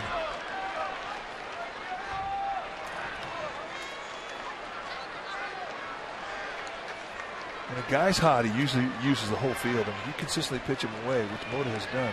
There's a big old hole in that right side of the infield. Gotta be careful. That'll be a souvenir.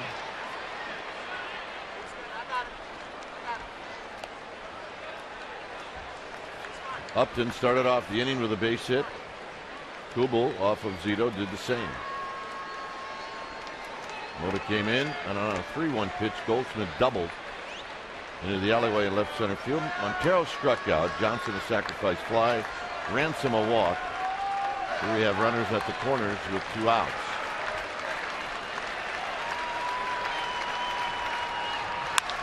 And a base hit to left field. And the Diamondbacks take the lead. And the throw to third is going to be late. As Ransom took a chance. It's 5-4 Arizona. And Bruce Bochy's coming out. Another 2-strike hit. Boy, the Diamondbacks have really had great approach when they've been down in the count. And they've made those mistakes hurt. So new pitcher coming in. Mota will depart. 5-4 D-backs.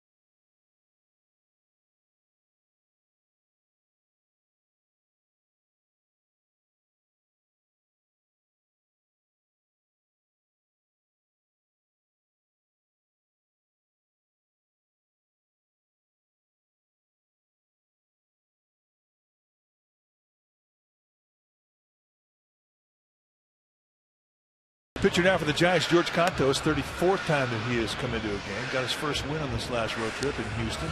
2.21 ERA. 36 strikeouts against 9 walks. Nice 4-to-1 strikeout walk ratio. Fastball, slider, changeup. In regards to the Diamondbacks, they have, of their 7 hits, their last 7 hits, 5 of them have come with 2 strikes. Ouch.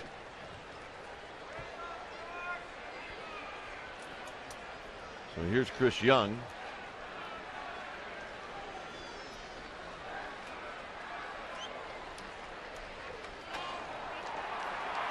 Young has doubled in 3 at-bats.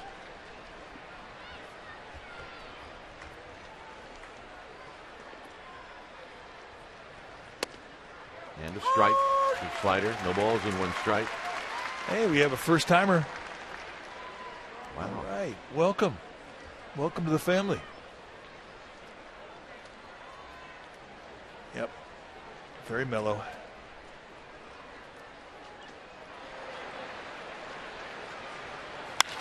Base hit. Coming in to score is Ransom, and it's now 6-4.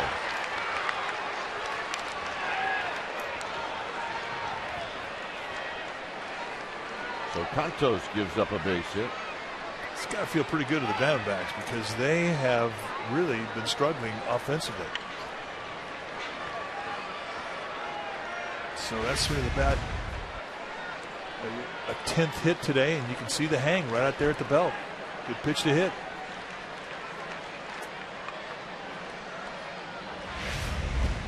So now it's Hill. He's going to hit. This is the 9th hitter to hit here in the 6th.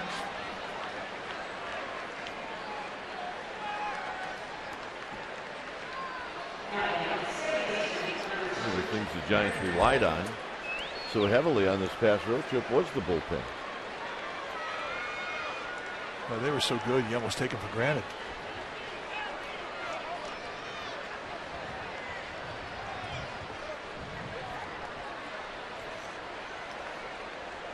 Here's Hill. Hill is 0 for 3.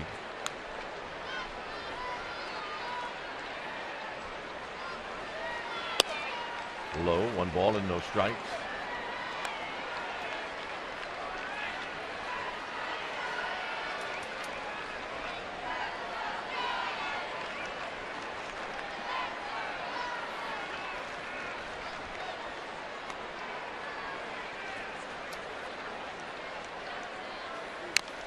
Foul at the plate. 1 ball and 1 strike.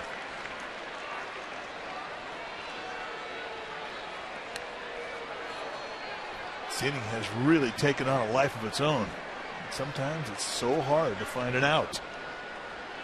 And that's the case right now.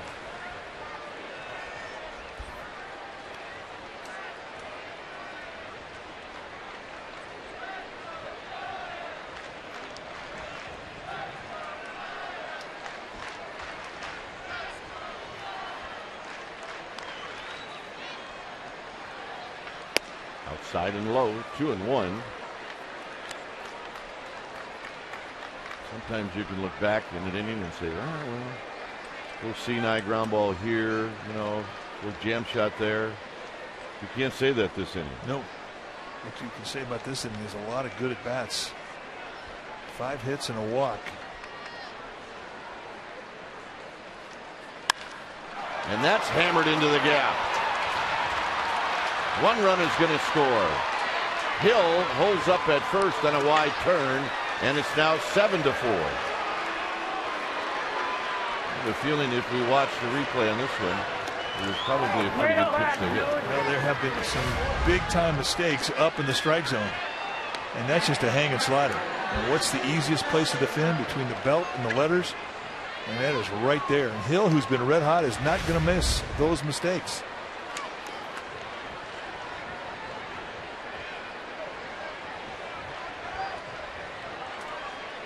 A 6-hit inning here. And now you got the guys who can put on a lot of runs with 1 swing of the bat coming up. The power boys.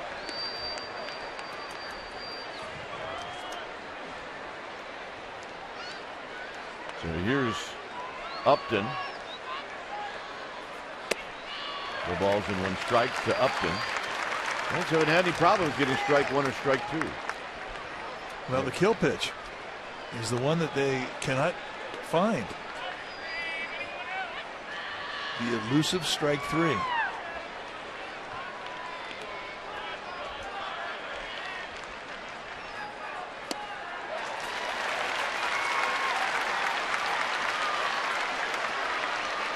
Matt Albers will pitch the bottom half of the 6th inning. He's standing around there for a long time in that bullpen for the Diamondbacks.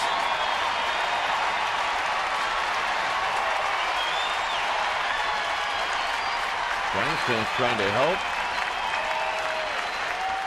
the Giants along here in the 6th. 1 and 2.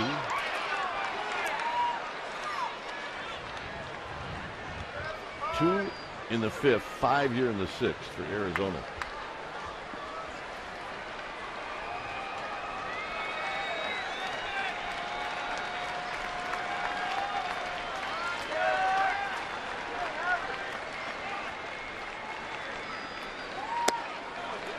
Upton, who was chasing that the first 2 at bats, does not here. It's 2 and 2, or the first 2 pitches. Well, 4 pitches, 4 sliders. And it's tough to try and get a big league hitter out when you're throwing just one thing at him.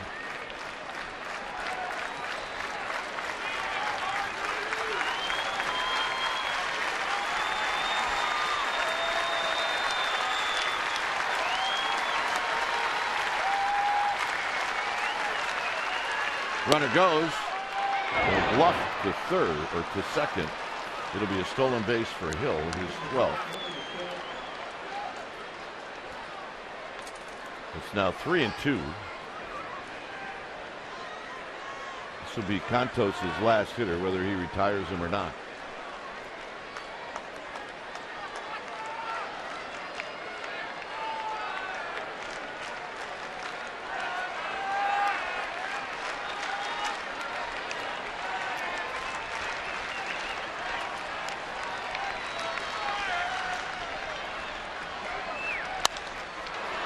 Get out to right field. Hunter Pence. Side retired.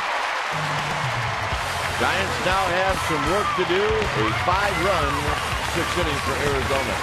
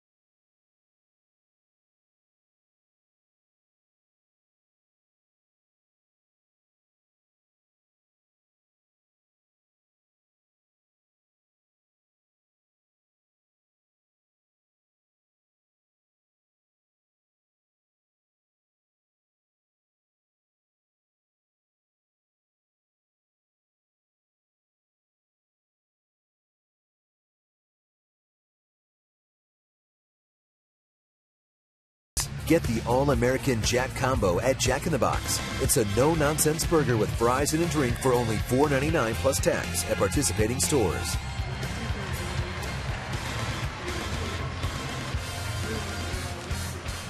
(7-4) Arizona. Bottom of the 6th coming up. It's time for a change. Thing Speedy Oil Change and Tune-Up. Your oil change tune-up in Smog Experts. You see the numbers from Matt Albers, 54th time that he has come in, 2-1 with a 2.63 ERA. Got a good hard sinker. You'll see low 90 sink with a slider and a curveball. 2-to-1 strikeout walk ratio. And the low 3/4 delivery, which explains some of the movement. He's not an easy guy to lift. You see a lot of ground balls.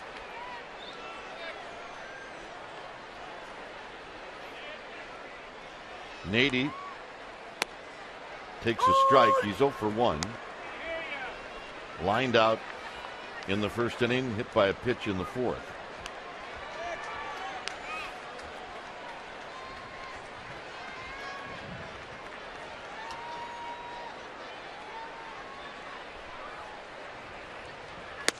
Swing and a miss. 1-2.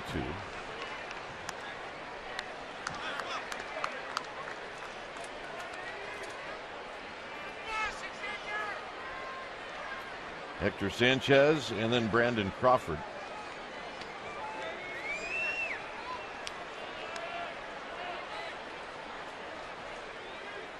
Giants did a great job on the road and come from behind wins. They had 3 of them.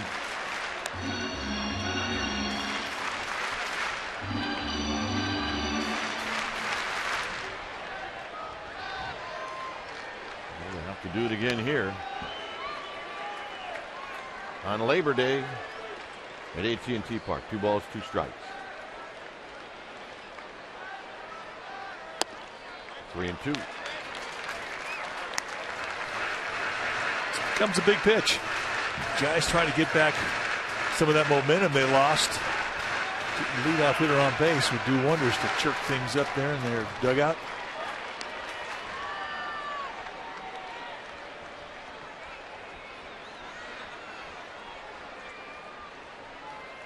Got him. Well, the series with the Diamondbacks continues tomorrow night. Both tomorrow night and Wednesday are games that will start at 7:15. Go to sfguys.com and get tickets now. There are tickets available. Tomorrow night on the hill for the Giants is going to be Ryan Vogelsong taking on their ace, Ian Kennedy. And then Madison Bumgarner taking on Trevor Cahill in the finale on Wednesday. Here's Hector Sanchez. Sanchez 1 for 2. Benefited from a bad hop single in the first inning.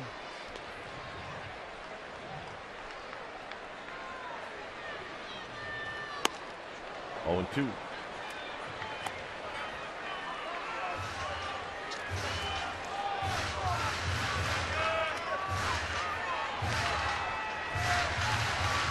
Crawford on deck.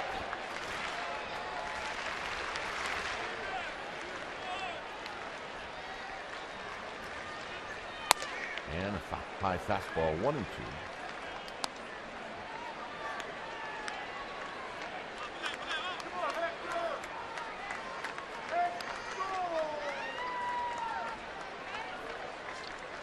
Eleven hits for the Diamondbacks, 7 for the Giants.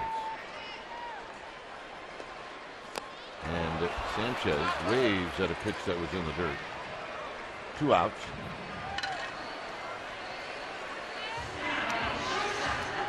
And here's Crawford.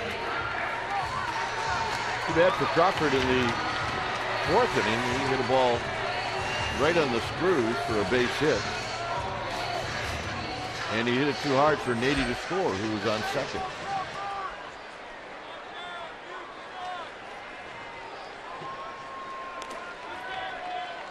Yeah, you kind of feel a little unfortunate when you hit it too hard, you can't score a guy. Fouls this one past Aubrey Huff, who's on deck.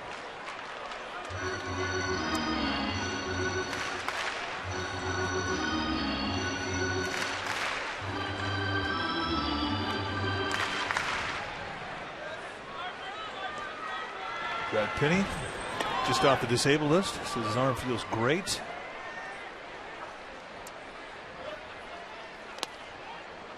1-1 to Crawford.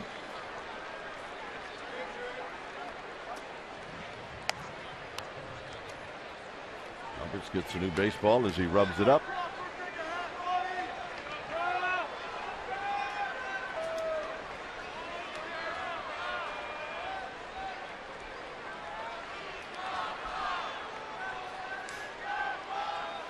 And a bouncing ball to Hill at second base. And it'll be a 1-2-3 inning for Matt Albers.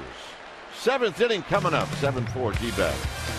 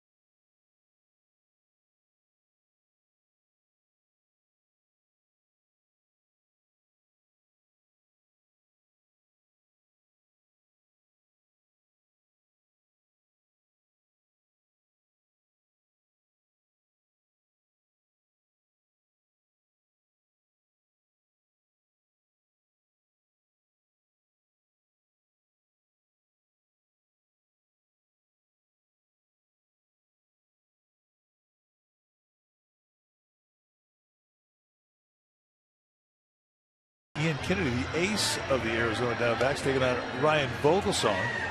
And it plans and promises to be a very well-pitched ball game between these two right-handers. You can check us out right here on Comcast Sportsnet Bay Area at 6:30 for Giants pregame live before we bring you game 2 of the series. And that's our Chevron pitching matchup.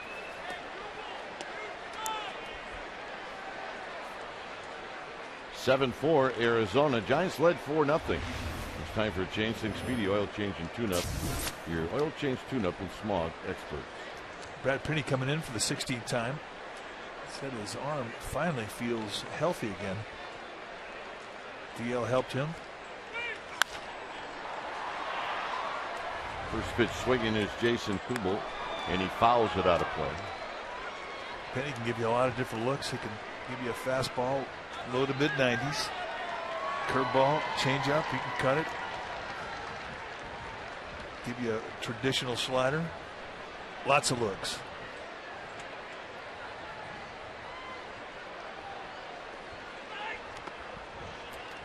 Overshift is on with Kubel at the plate. He picked up a single in the 6th inning after Upton had singled, and that kind of started the 5-run inning for the Arizona Diamondbacks.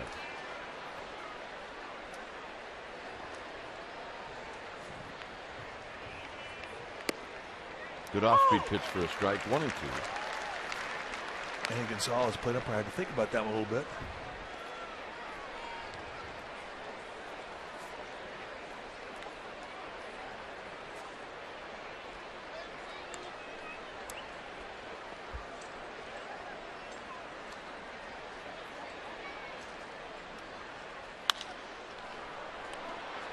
A long run for Nady, but that's going to be foul.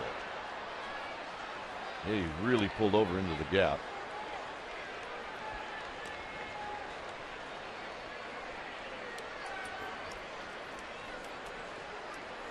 Yeah, that definitely was hit away from the defense. There's nobody at third. You see the way the overshift is on.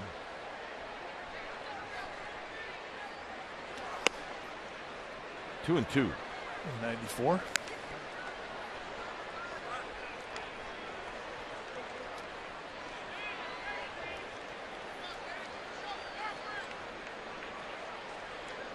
So 2-2 pitch.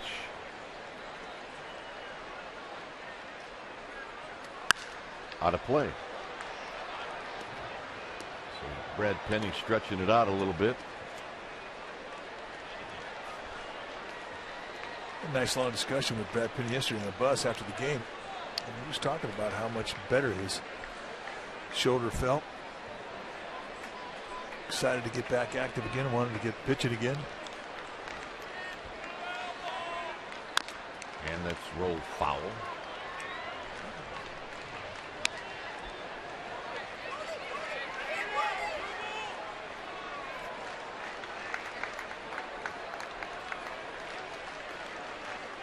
So Penny trying to retire that first hitter here in the 7th.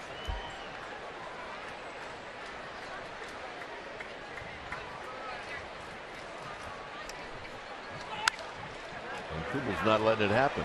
Well, this is a big out right here. I mean, Giants watched Diamondbacks put up 5 runs on 6 hits in the 6th inning and come back after a quick shutdown inning, which they got from Matt Albers. I mean, this leadoff hitter becomes a very important part of this game.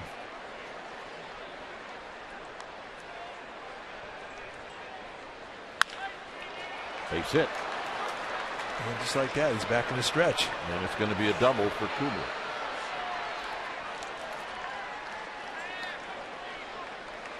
So long at bat for Kubel. He wins the battle. And the hitter will be Goldschmidt.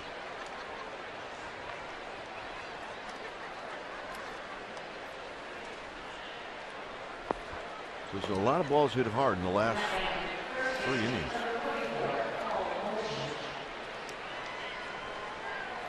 I'm assuming that means there's probably some pretty good balls to hit in the last 3 innings. Here's Goldschmidt. Well, we sat in the Bruce Bochy's office in Chicago, and he was talking about how 2-strike base hits are not his favorite thing. And there's been a ton of them today. And that is not going to make the skipper happy.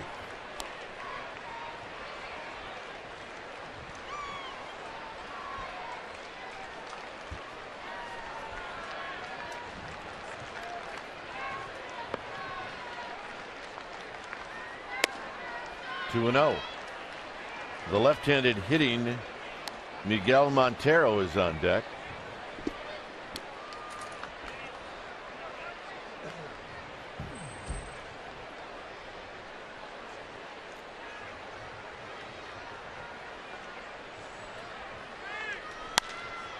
High down the right field line.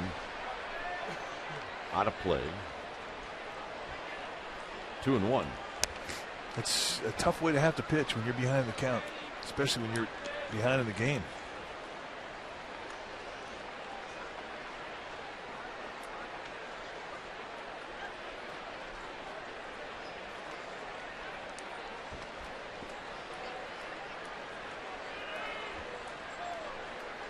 Penny and the 2-1 pitch to Goldschmidt. Here it is.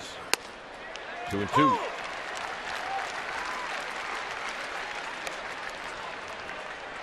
Well, right back out there again. Goldschmidt's a middle in hitter. He's a short arm swinger. Very quick stroke.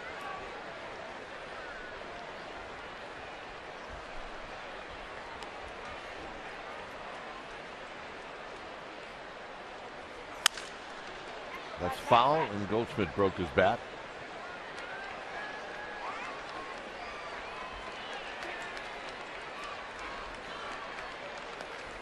The young lady ended up with the baseball. And that's where it should end up. Sight. We'll never know. Warm in there.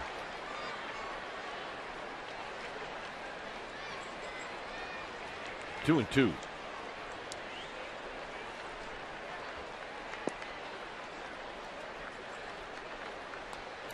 Kubel with his lead at second.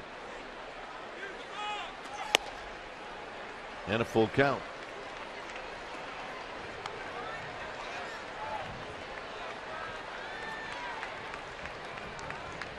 Nobody in that Giants bullpen.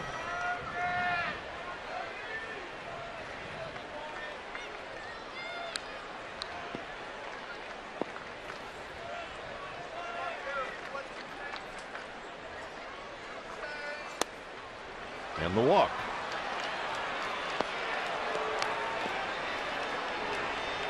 And some rumblings around the ballpark. They've watched these last 3 innings fall apart for the Giants. A double and a walk, and now Montero's coming up. Well, there had been 2 guys on base the first 4 innings for the Diamondbacks. And since that time, they have tacked on another 12 men. And that's a lot of activity.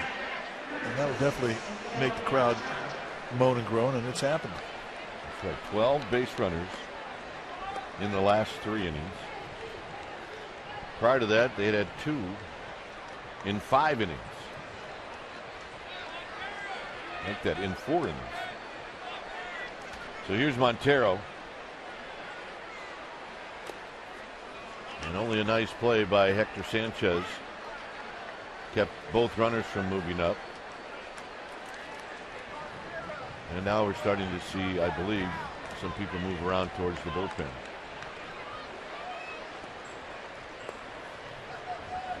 And he just took a peek to see if that was happening.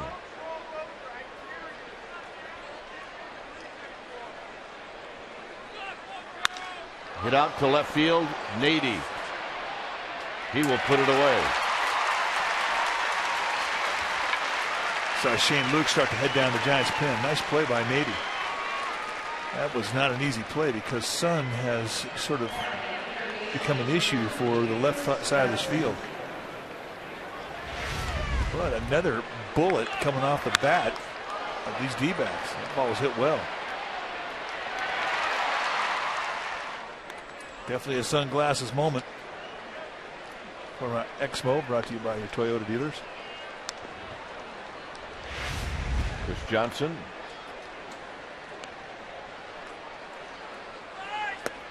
Swing and a miss, no balls and 1 strike.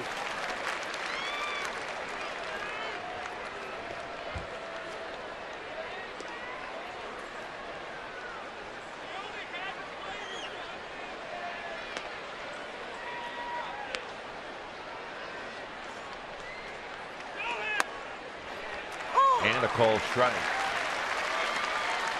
That has not been the problem today. Get the first 2. The kill pitch has been the one that they have not been able to consistently get. The strike 3.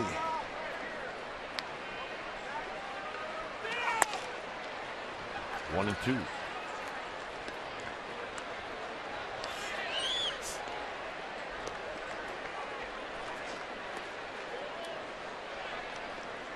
Kubel at second. Goldschmidt at first.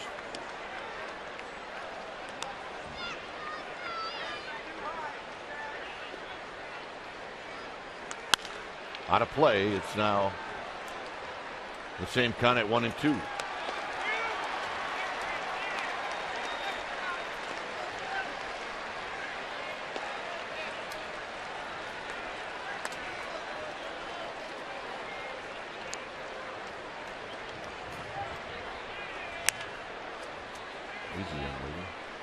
She's happy. Hit the yard. Had a foul ball. How you get hurt. 1 and 2. Pitch number 23 for Penny here in the 7th. Steps off the slab. Yeah, he's having a little bit of a hard time right now hooking up with Sanchez.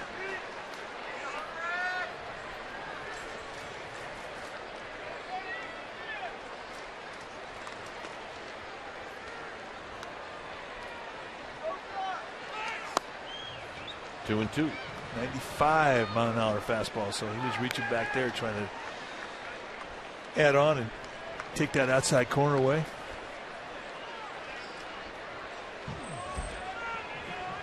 It's nice to be able to add on to 95 if you want to. I remember you used to do that.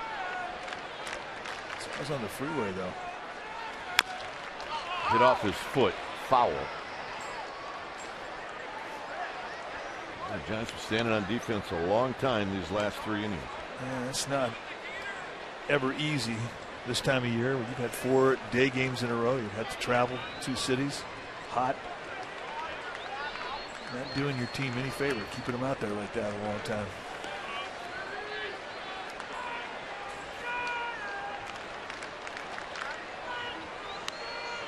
Two and two. Out of play.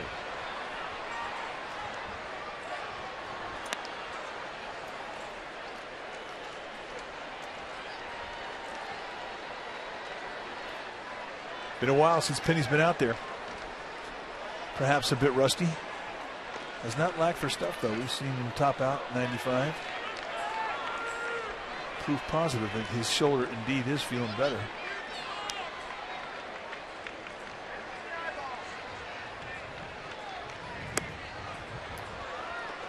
Three and two.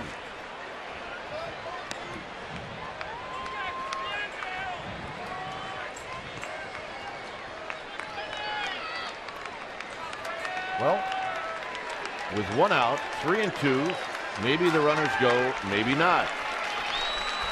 10th pitch of the at-bat coming up. They do not. Off, Penny catches it. This will be a double play.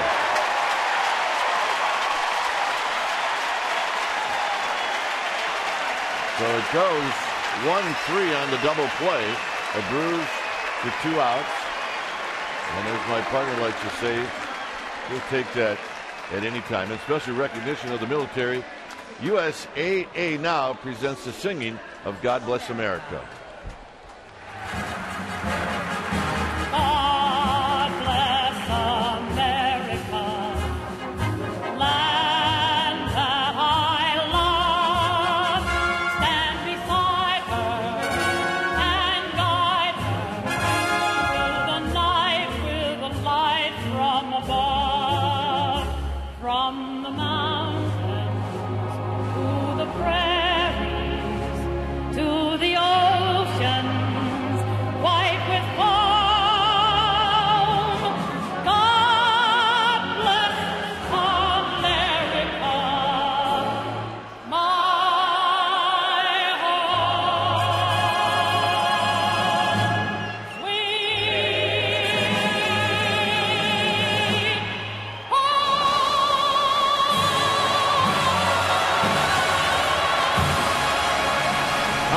Labor Day, God Bless America. We will head to the bottom of the 7th after this. 7-4 D-backs.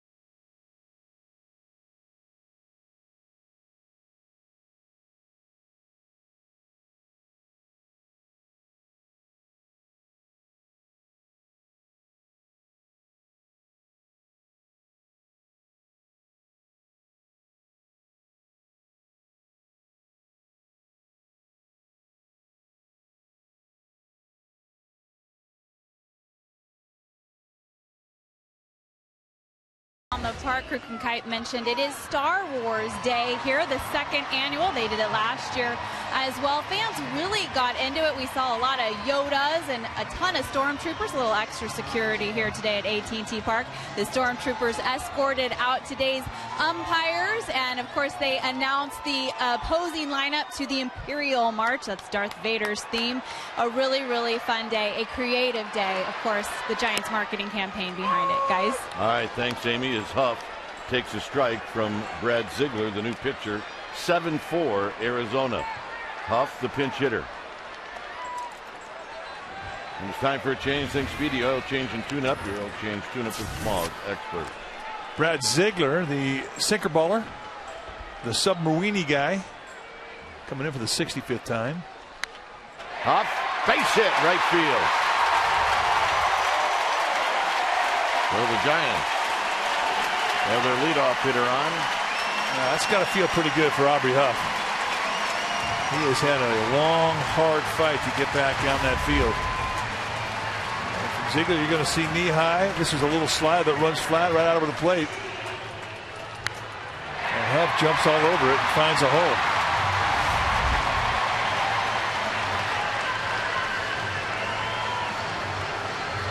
So Pagan's going to hit. Ziegler's going to give you 3 looks: a fastball, slider, and a changeup.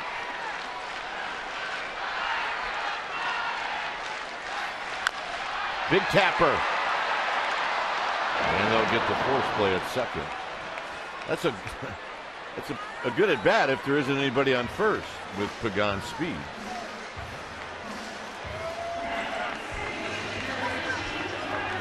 So here's Scudero.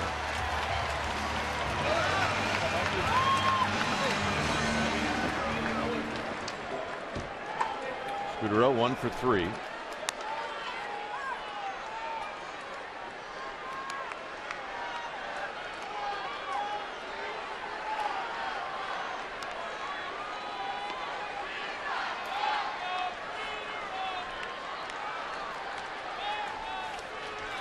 Pagan leaning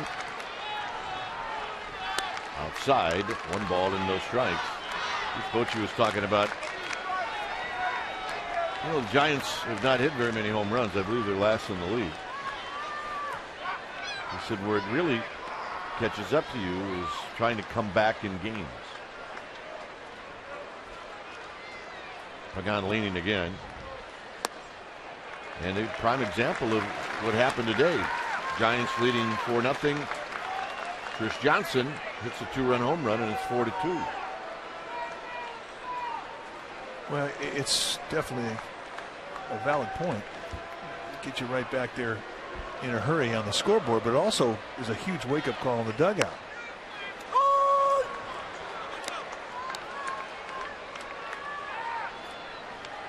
Once in a while, if somebody run into one, I think it's more important to have one of those type of home runs when you're behind than when you're ahead. Yep.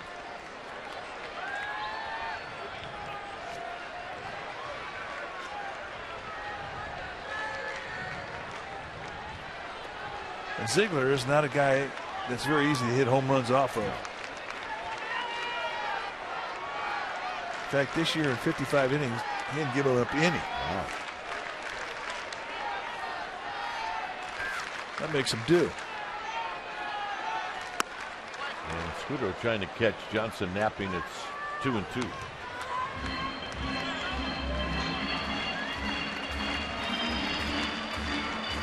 Not a bad idea.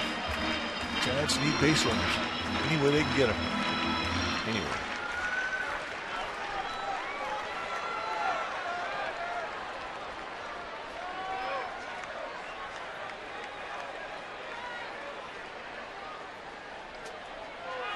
Runner goes, Capper to third.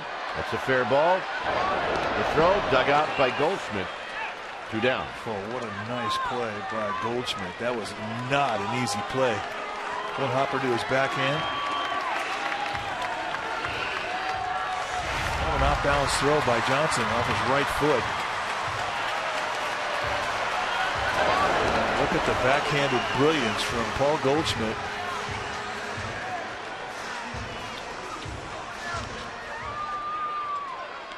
And here's where you need a guy with good hands. Sandoval an opportunity. He's 2 for 3.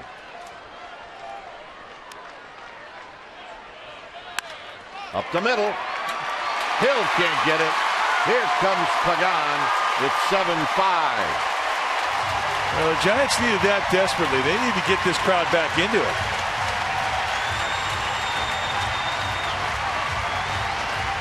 Sandoval's having a day. That's 3 hits. Started to see him get a little more balance in his swing the last couple of games. And he has definitely made it count today. Right down around the knees. Good low ball hitter. The Giants coming up big. And they've done a good job today. 5 for 7 runners in scoring position. So here's Buster Posey.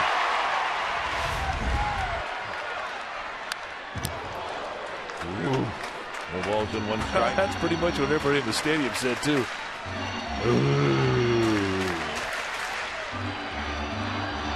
I sense the same thing you felt, partner. He just missed one. Will Clark is in town this week. Time he shows up, they score runs. What's up with that? Low to even the count.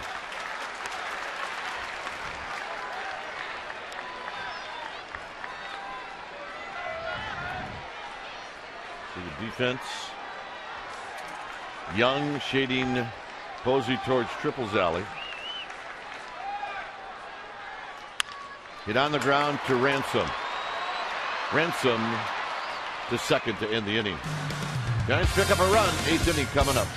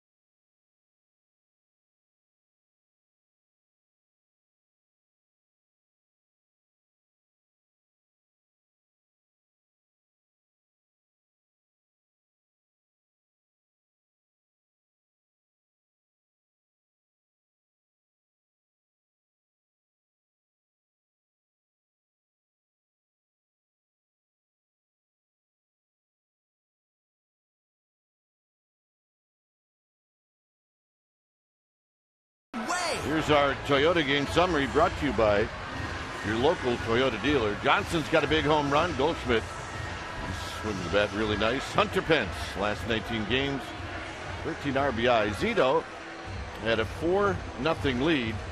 He left the game after 5. He threw 89 pitches. And it's time for a change. Think Speedy Oil Change and Tune-Up, your oil change tune-up and smog experts. Shane Lukes off the disabled list coming in here. 15th time he's pitched for Bruce Bochy this year. 27 hits in 20 2/3 innings. And that's good sink. And Lukes will run that sink up there. Low 90s. Curveball, slider, and a changeup to go with that sink. But when he's right down around the knees, you'll see a lot of ground balls from Shane Lukes.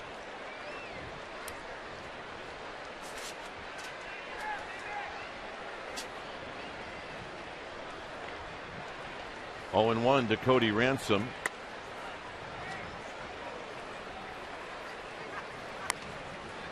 Ransom walked in the 6th inning, the dreadful 6th inning, and scored.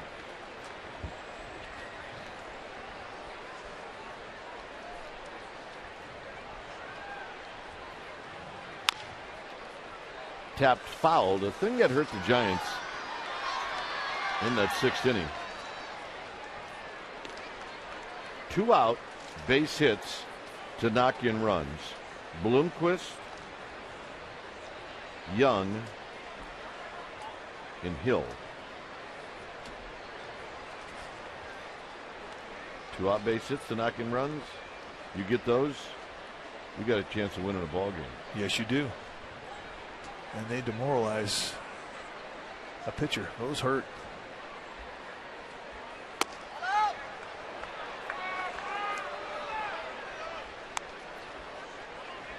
If you have runner in scoring position, you get 2 strikes on a hitter as a pitcher, you're thinking, all right, game on, I got this guy. And then they beat you with a base hit 3 times in an inning. Ouch. 2-2 pitch is down low. It's 3-2.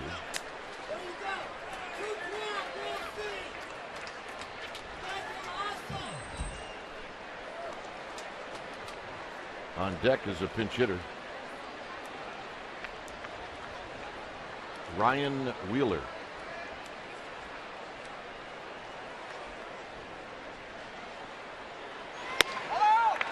And the walk. Very close pitch. So Cody Ransom been on base 3 times today.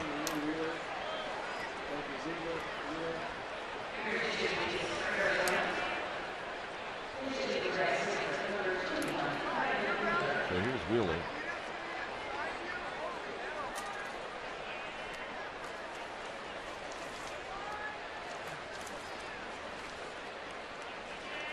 Wheeler batting .210. Young players that they're trying to get some time at this level. He had a great year. AAA Reno, 93 games, hit .351, 90 RBIs, 15 homers, 27 doubles. And they moved him around too. I mean, this is a guy who they're thinking can be a super sub. He played third base, first base, played outfield.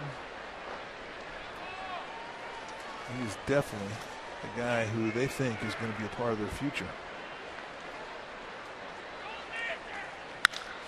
Up the middle and a base hit. Ransom is going to hustle over to third. And just like that, here come the Diamondbacks. Well, subscribe to MLB.tv today to take advantage of a new low pricing. You can see every remaining Giants out-of-market game live online and on your favorite devices in HD quality. Go to sfgiants.com to order and get more details. MLB.tv, baseball everywhere.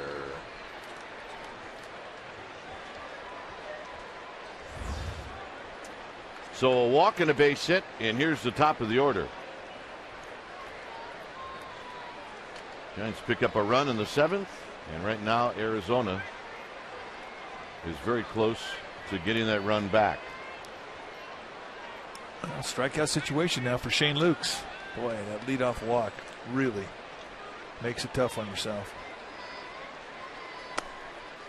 Low, 1-0.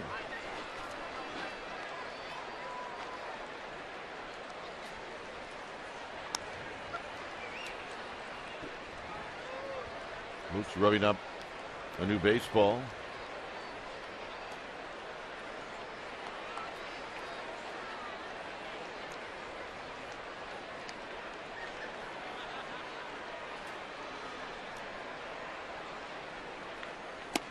At the knees to even the count at 1 ball and 1 strike.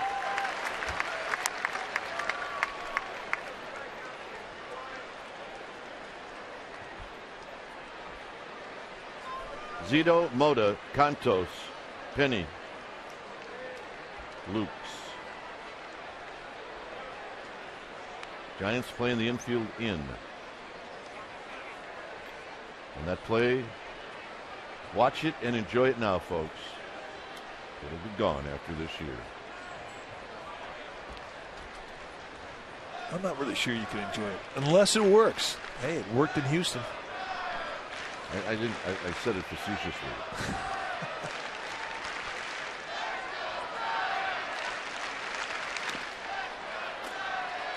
Blocked again by Hector Sanchez.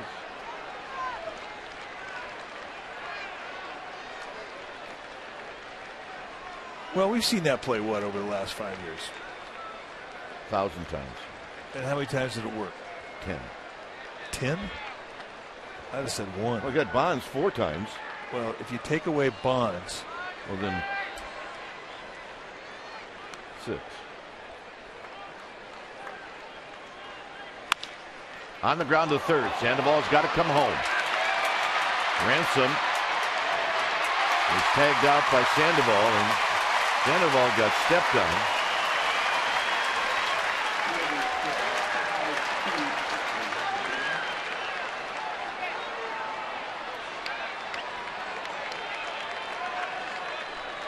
Trying to walk it off. Lost his sunglasses. Let's see where he got him here. They ran the pickoff play to perfection. And there you see the left foot just came right down on top of the left foot of Sandoval. Perhaps pinched the toe, but it's a big out right there. Think about Shane Lewis. I mean, he can get you some ground balls. So getting that runner at third base is significant. They can get a ground ball and get out of this inning now. Something happened to Chris Young as he went down the line, as he is gingerly walking back to the dugout. As Parra now is going to run at first.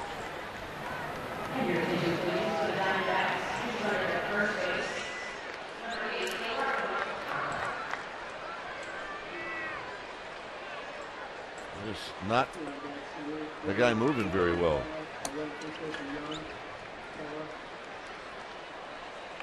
This time of year, you know, there's nobody out there that doesn't have a ding. Nobody. Goodness. And they mount up.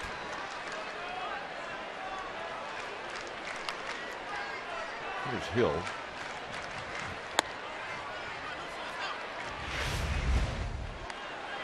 See what happened to Chris Young. Going good right there, and about right there, he pulls up. I don't know if it was a hamstring, groin, calf, what. There's definitely something on the wheel.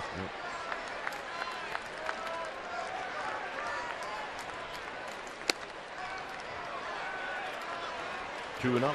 Well, I mean, this is one guy you can't walk. You cannot walk a guy over to third base at 1 out. You've got to make him swing the bat. He's trying to put that sinker down around the knees, but Hill is not biting.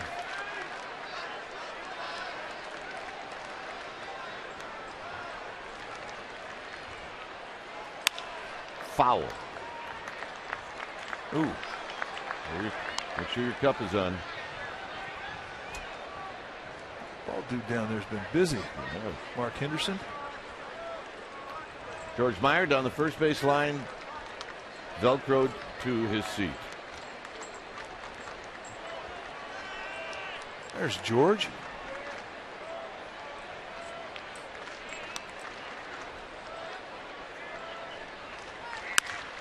Sandoval. Not quite sure what Sandoval did on that. He looked like he was trying to fall back, and he got his feet tangled underneath him. Well, he got up. And remember, I mean, he's had some problems with his legs. Kind of pushed off right there. I think he felt that just as he got almost back to his feet.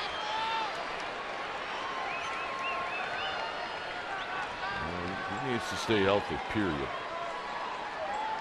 Here's Upton. That ball was scorched.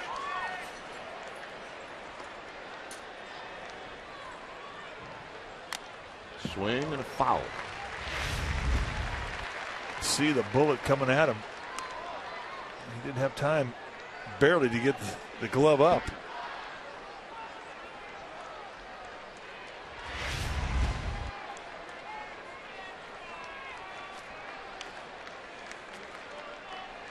Oh, and 1 to Upton. Took a healthy rip.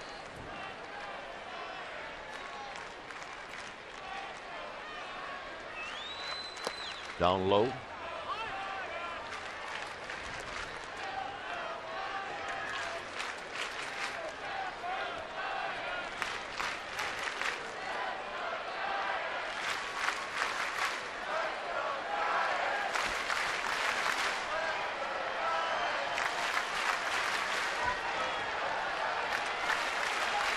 One ball and 1 strike.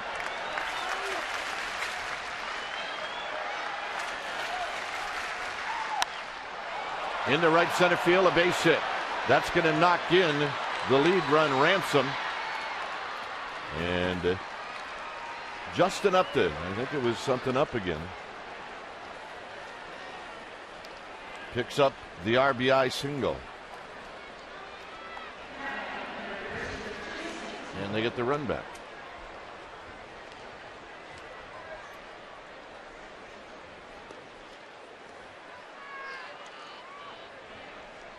see where it was, Mikey. Well, let's take a look at the location, and that is a hanging slider. Right out there above the belt.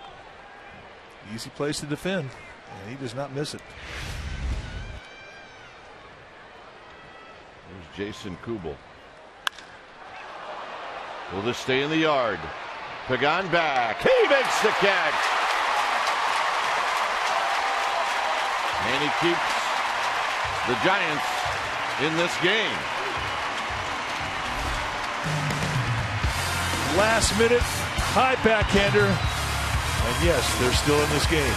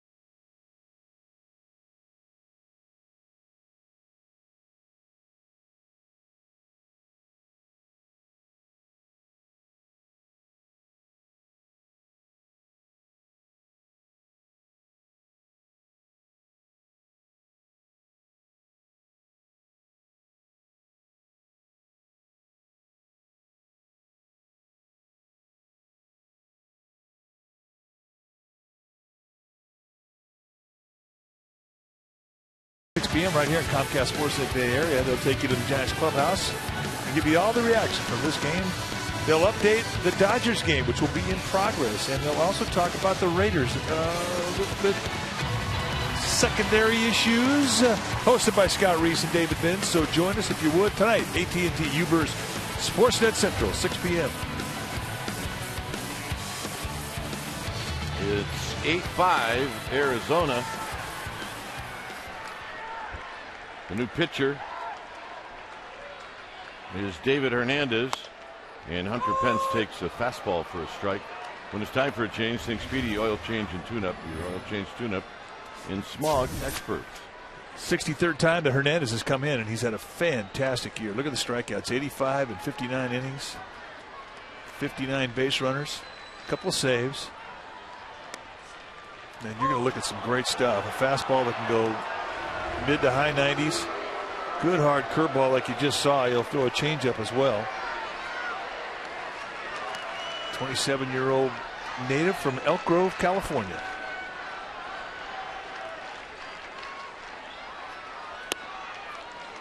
They're not missed by much.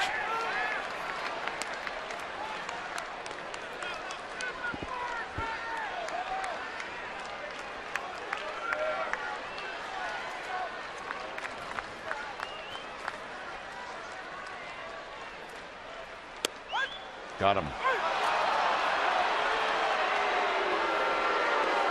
So Pence is retired. And here's Nady. You put high velocity this type of location, and that's not any pitch we haven't seen called a strike today by Manny Gonzalez. It's just a rough at bat. That is a pitch that's almost impossible to do anything with. Nady hits this one on the ground. Hill has it come up and hit him in the chin. 2 outs.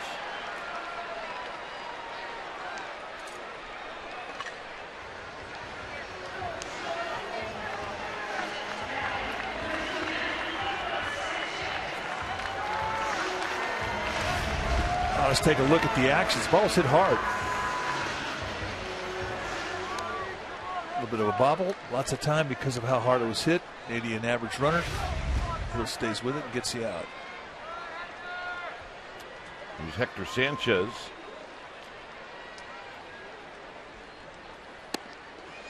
And a strike at the knees.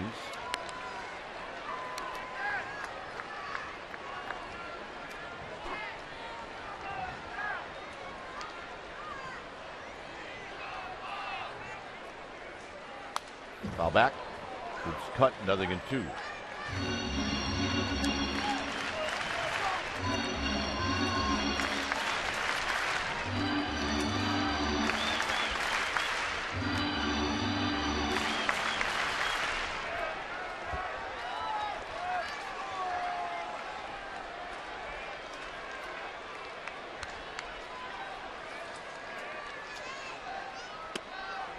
Just missed. It's been a nice day here at the ballpark. Giants coming off the road where, well, it didn't matter in Houston. You're playing inside. Had some hot weather in Chicago, but always fun getting off the plane as we did last night in San Francisco as that's up and in. I almost want to shiver a little bit when you walk through that door. Yeah. Felt good, though. Always does. There's the faithful, not leaving early. Center field on the move is Parra. Still on the move. He's not going to get it. Sanchez has got a double. Oh, back connection.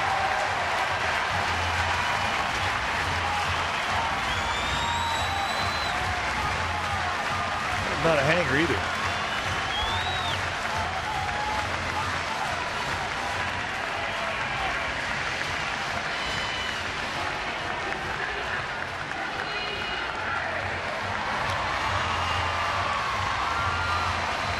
So here's Crawford. Belt on deck.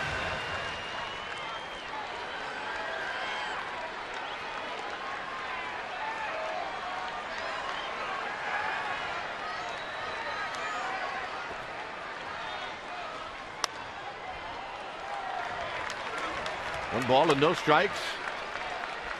Giants need more than one, but they'll take one here in the 8th inning.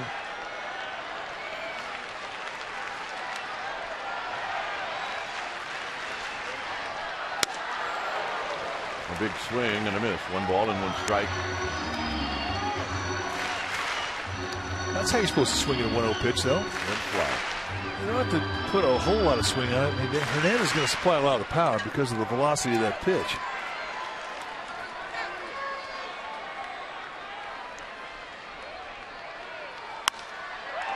That'll be down the left field line and out of play. Keep it score. Yep, rosary beads, they help.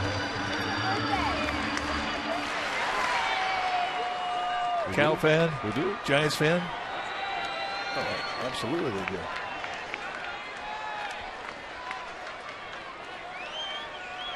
One and two. Couldn't hurt. That's a fact.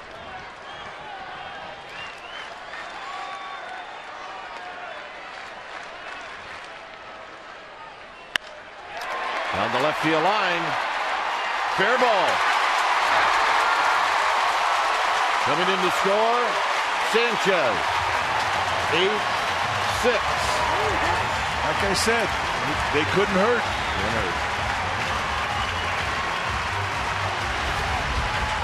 Elevated a bit and nice flat swing going the opposite way with some power for Crawford. And how fair was it? Way fair.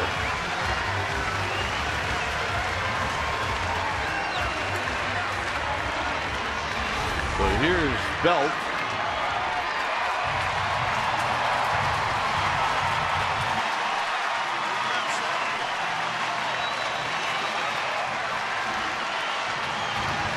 Belt had a big pinch hit triple in the game yesterday.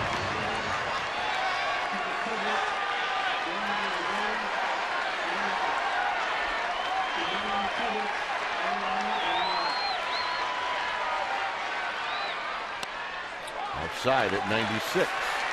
One thing they proved to themselves on this last road trip is they're not afraid to come back being down in a ball game. They have to believe that they can.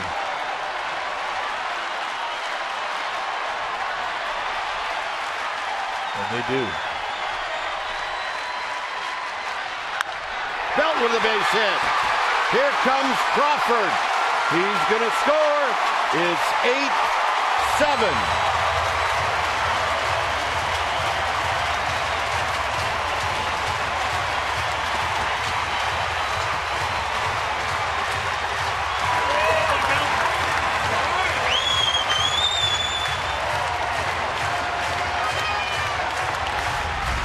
Head the count, they set the target outside. It's right down their middle in knees, and he jumps on it.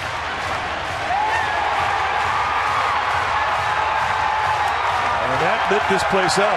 They're down by a run. Yep, a few more Hail Marys. We'll get this game tied. And Blanco's going to run for Belt.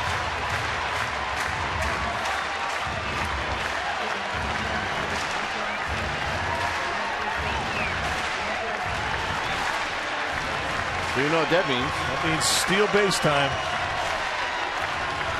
David Hernandez is average at best unloading out of the stretch.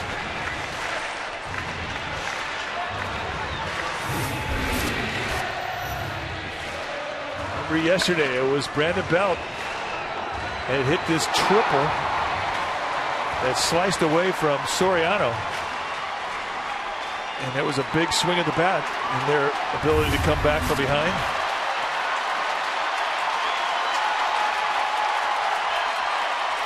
Blanco also had a big steal in that game.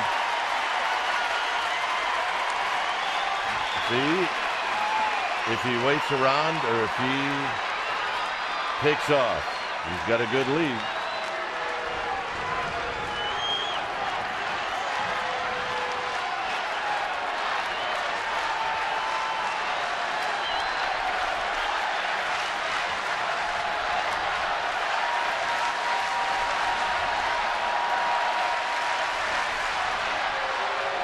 Right now, Blanco can take a bigger lead, and he's got a big lead already.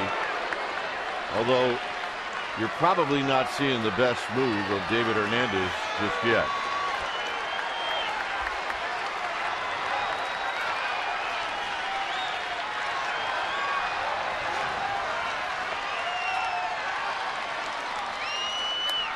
Outside, 1 ball and no strike.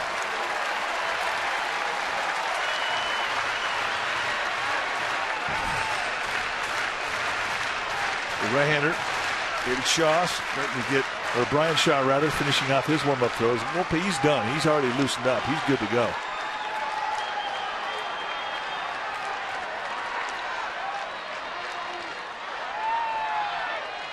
Blanco goes. He got a bad jump, and that's fouled down the left field line and out of play.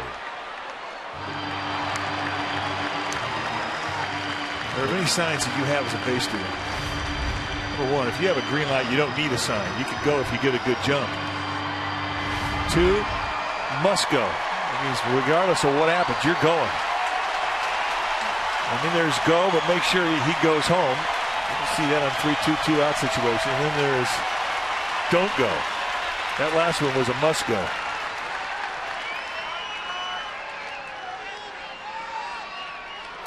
Watching Montero set up away. They may be pitching Pagan away anyway, and if it is a little bit off the plate, then it's a good pitch to throw. So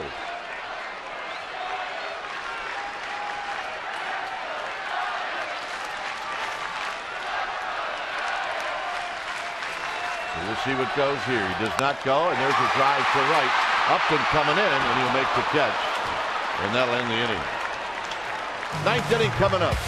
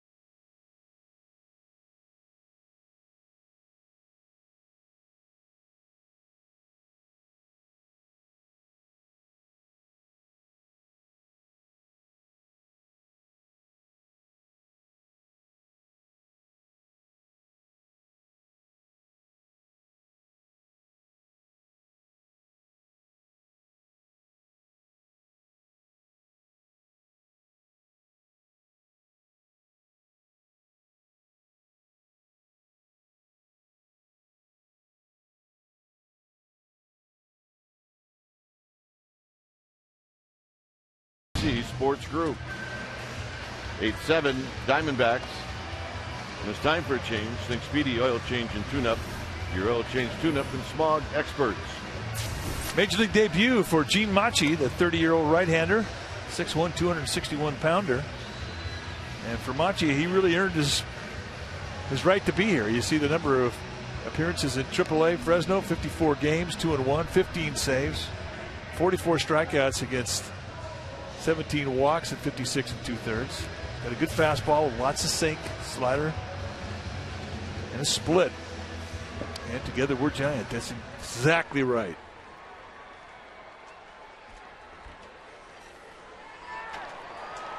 He'll be facing Paul Goldschmidt.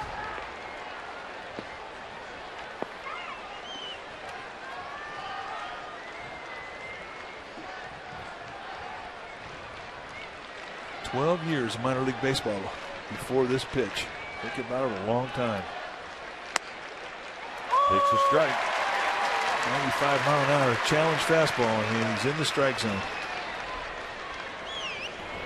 Another one of the Venezuelans on this team.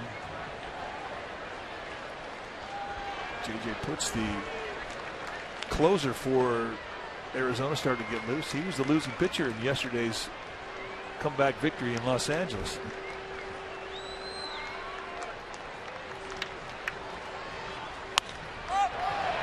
A pop-up on the middle of the diamond. Who's going to take charge? Crawford. And Machi's first hitter in the big leagues is retired. And here's Montero. I'm sure Montero has faced Machi a few times in the winter leagues.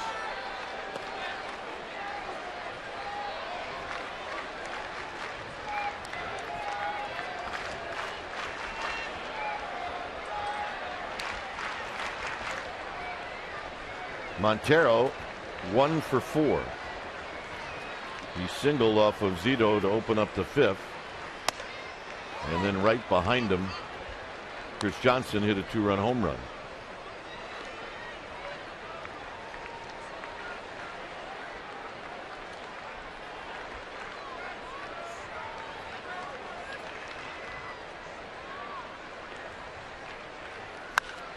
Another pop-up. This one might be a challenge.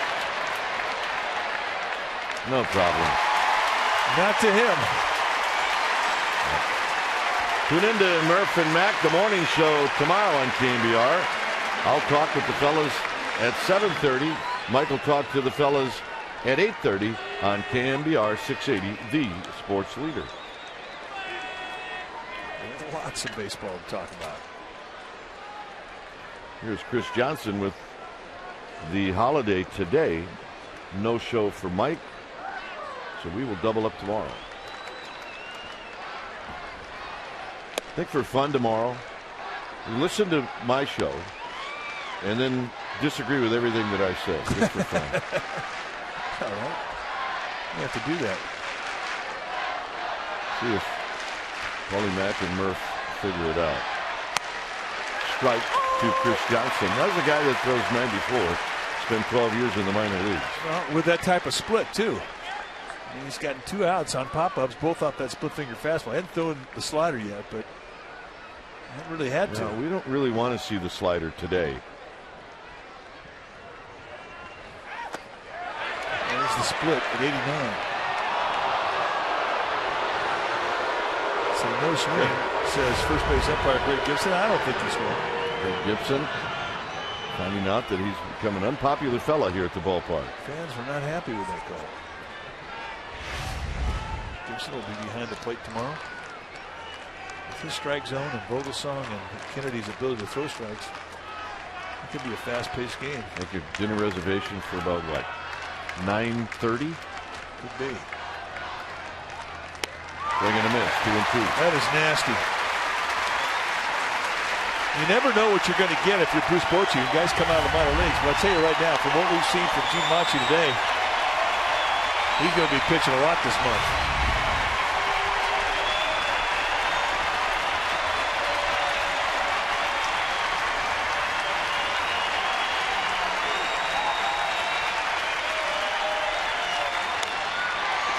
foul right past Cody Ransom.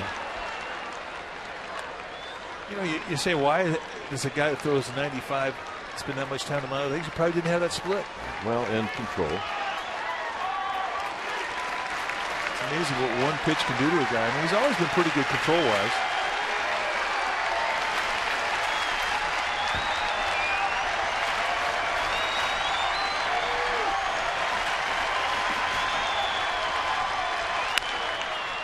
Foul. Well, Sandoval, if you're thinking about the bottom of this inning, and you should be, it'll be Scudero, Sandoval, Posey, Pence, Nady, and Hector Sanchez. Facing that guy. It's 2-2. Machi about to receive a pretty good ovation if he retires Johnson here.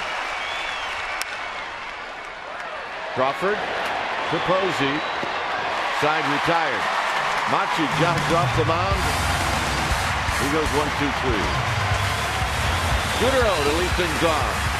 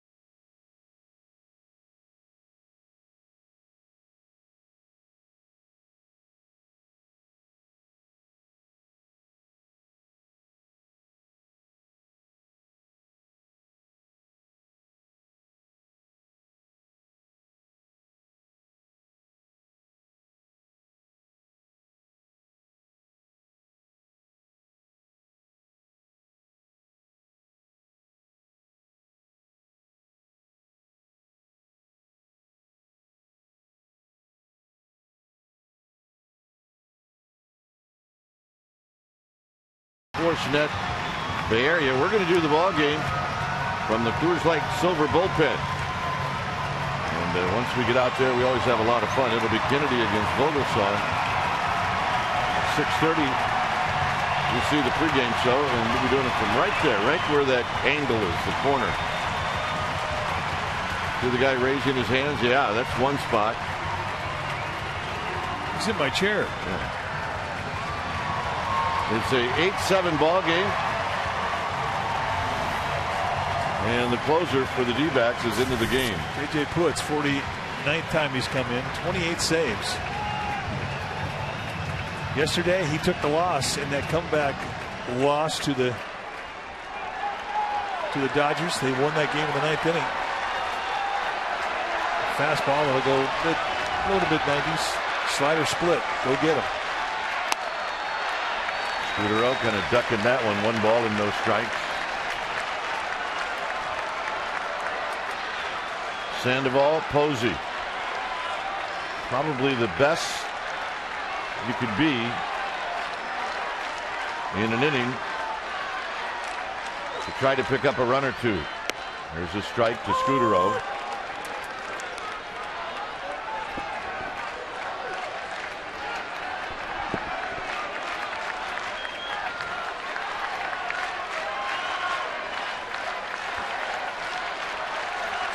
Taken all the way. 2-1.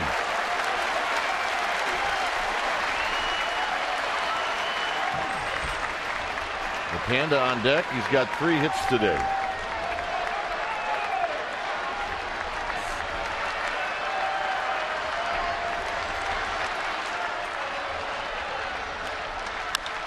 High drive. Down the left field line. It is off the bottom of the wall. Standing at second is Scudero. I thought he had one. I did too, but then after a while, I thought that Kubel was going to have a chance to catch that ball, but I don't think he ever saw it. They set up a way, the ball goes up and in, and he spins on it completely away from the target. It's a nice compact hack from Scudero. A money swing at the bat. And watch Kubel. He puts the glove up and he doesn't know where it's at. Yeah, you're right. I went from gone to, oh no, it's an out. So here's Sandoval. Sandoval with 3 hits. His numbers against J.J. Putz, he's 2 for 5 with a double.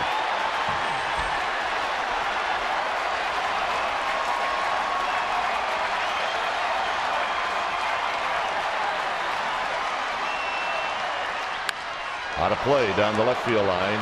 It's no balls and 1 strike. First pitch split.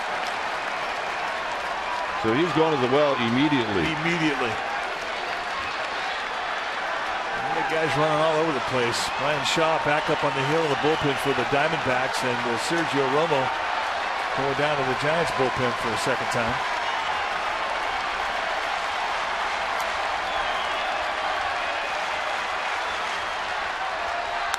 On the ground. Hill will make the play. Scudero moves to third.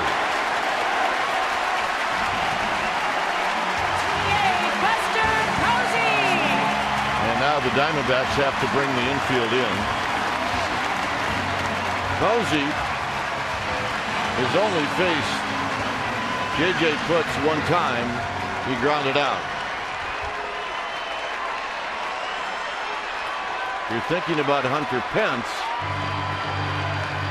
Pence has only faced J.J. Putz 1 time and he's walked.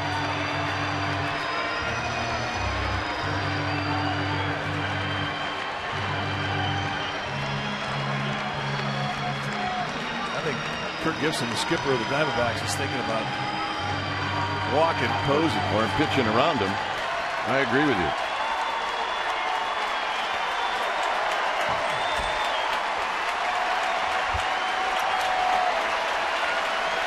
So here we go. The tying run is 90 feet away.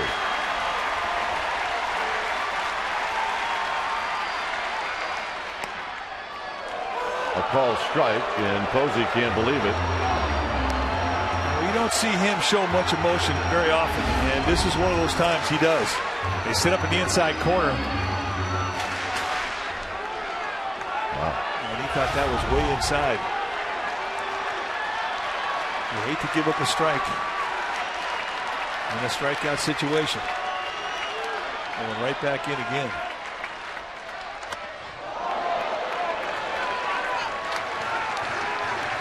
Twice now they've come in to Buster Posey.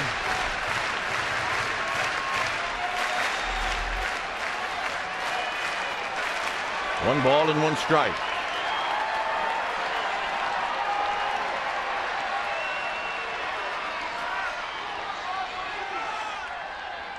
Swing. They're going to miss. 1 and 2. And that's as good a split as he can throw.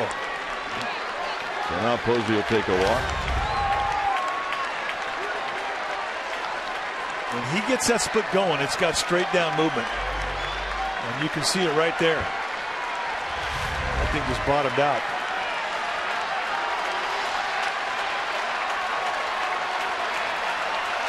One ball and 2 strikes.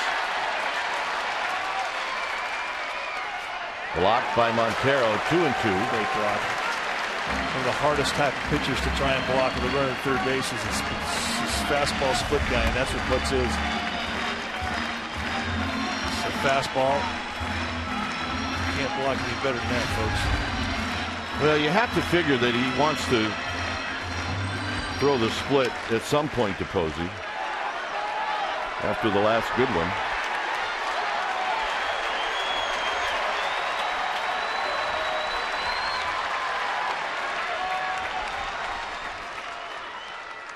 On the ground and a base hit.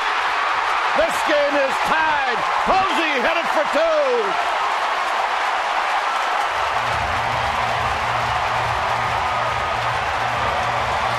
How about that, folks? Buster Posey with a double to knock in the tying run.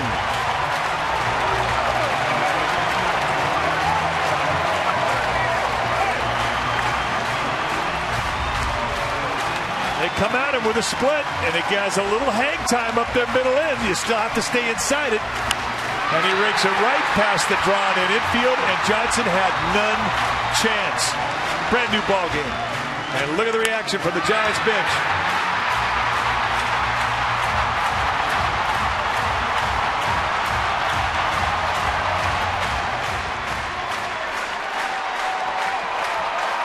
So here's Hunter Pence. And they're going to put him on.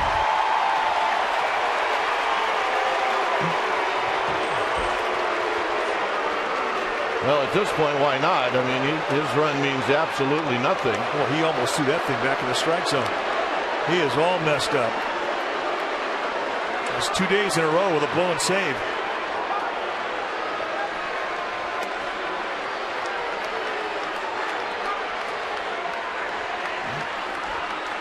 And it could be that this will be his last hitter.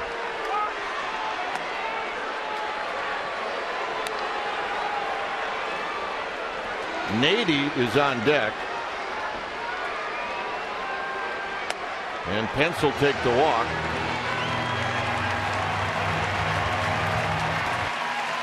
And here comes Kirk Gibson.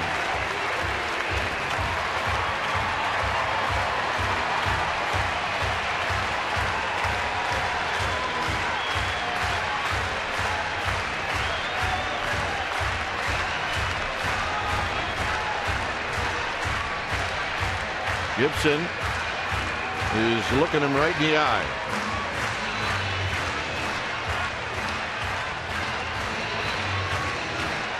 He's staying in.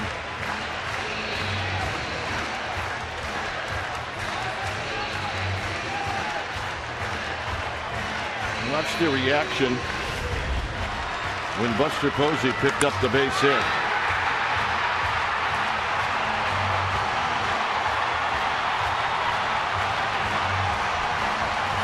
They waited around a long time for it.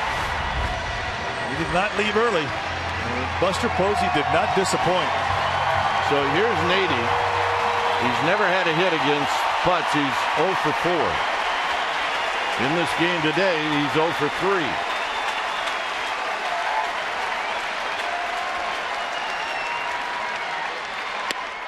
No balls and 1 strike. He's standing in that inside corner.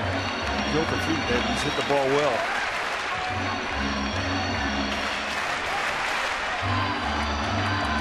And that is first at bat. He got hit by a pitch. And a hard ground ball right at Aaron Hill, the second baseman.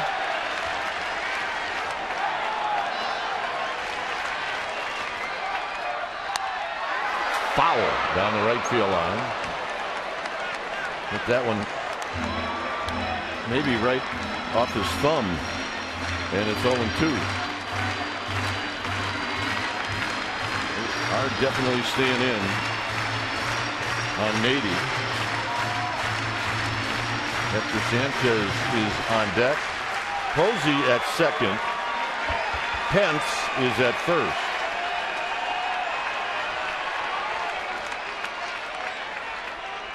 In the dirt. Nice play. Montero 1-2. Now he's put on a clinic blocking balls right now. Well, I guess if you call that split, you're going to see some in the dirt.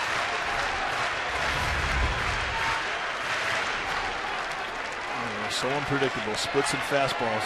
They can have a mind of their own once they get in the dirt.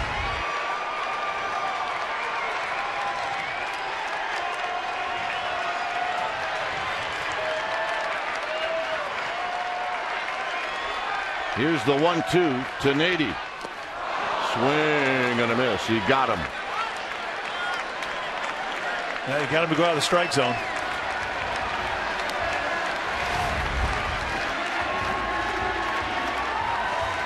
Little split finger fastball, big time downward drop. So a big strikeout for Putz. So here's Hector Sanchez, who's had a couple of hits this afternoon. He's 2 for 4.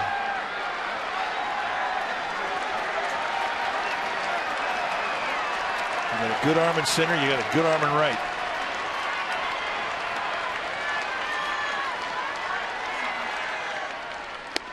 First pitch strike. You remember the first game of the road trip, the Giants came back in the ninth to beat the Astros. The big hit that inning was a base hit off the bat of Hector Sanchez.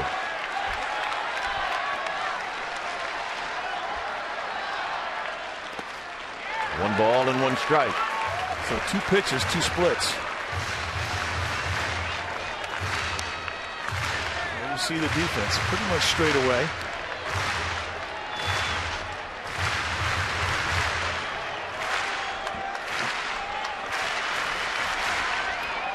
Posey is at second. Pence is at first.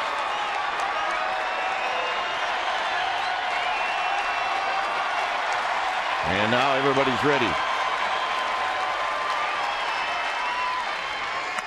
High. 2 balls and 1 strike. 3 pitches, 3 splits. Well, high split's not good. And now Putz wants to talk about it with Montero. 2 outs. He does have a base to play with. Not the end of the world if you lose that run at third base, or that bag at third base with a walk.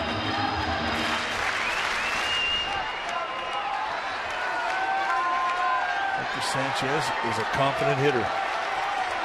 Right now trying to send everybody home. Happy.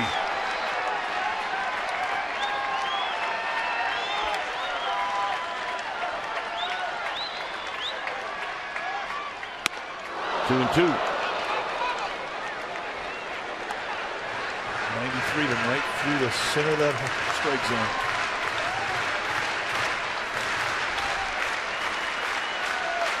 Will be pitch number 24 for J.J. Putz.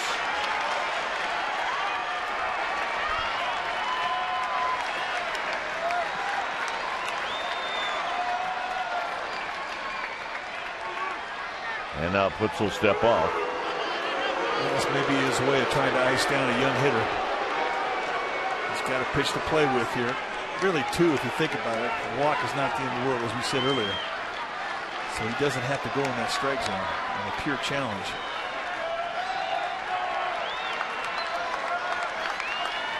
And he is definitely stalling.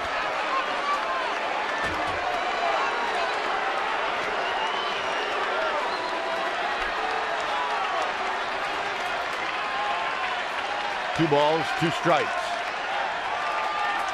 And now Putz seems to be ready.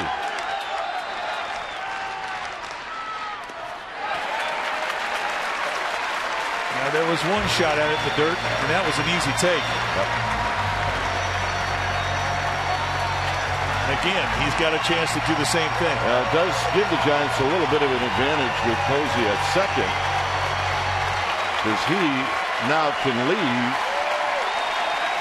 when the pitcher comes to the plate. Panda cheering his fellow countrymen on. They call Hector Sanchez the baby panda. And how many big hits has he come up with this year? He really has.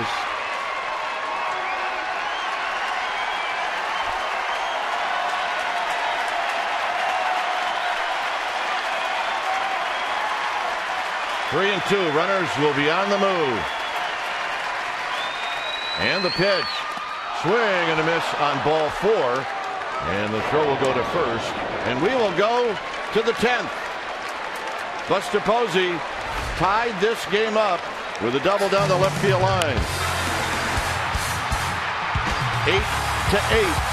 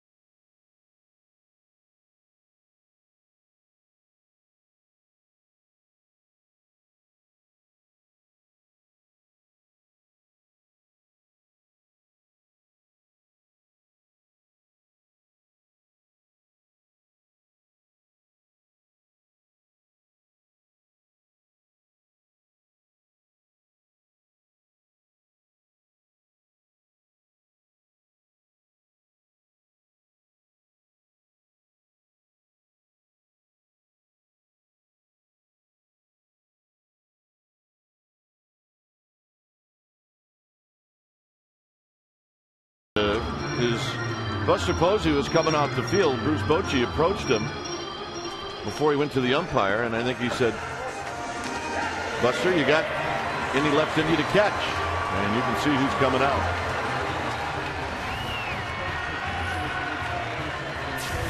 New pitcher now for the Giants will be Sergio Romo. 55th time that he has come in. 3-2 with a 1.94 ERA.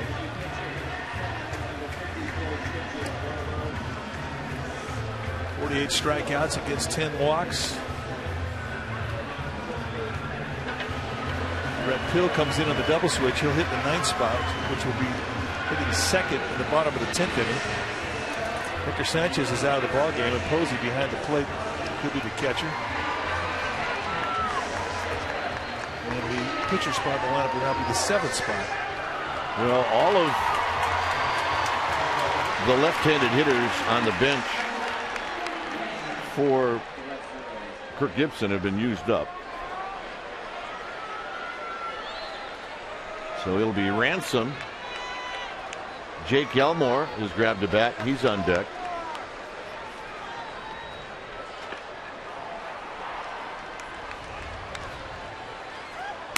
And the first pitch is a strike to Cody Ransom. Ransom's hurt the Giants today. He's been on base 3 times. Twice he's walked, and both times he's scored.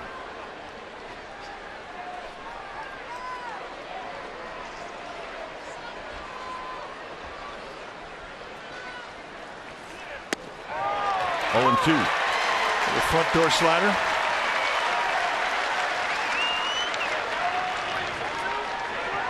Okay, Ransom did not think that was a strike.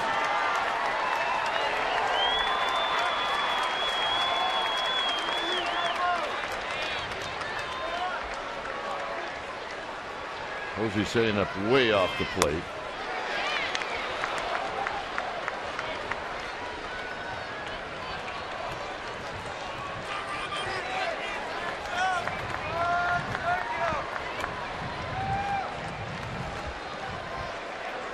One and 2.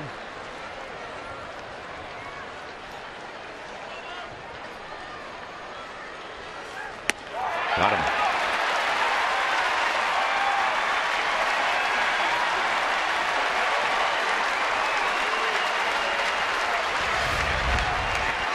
Take a look at the disappearing slider, and Ransom cannot hold up. And that is a tough pitch to try and hit. About 3 feet off the plate. Well, he's stopping by. Here's Elmore. Elmore out of Arizona State. A good year for the Reno Aces, the AAA affiliate of the Diamondbacks. Hit .344. He's got good speed at 32 stolen bags.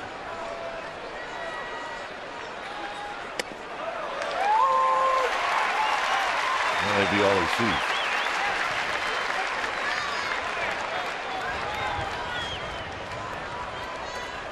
No balls and 1 strike.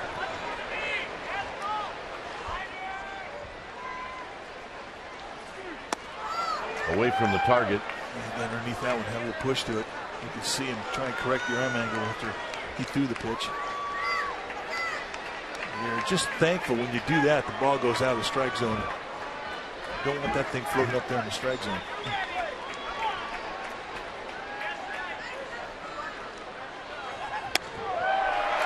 Perfect pitch, 1 and 2. That's a nice adjustment. He went right back in there and painted the second strike.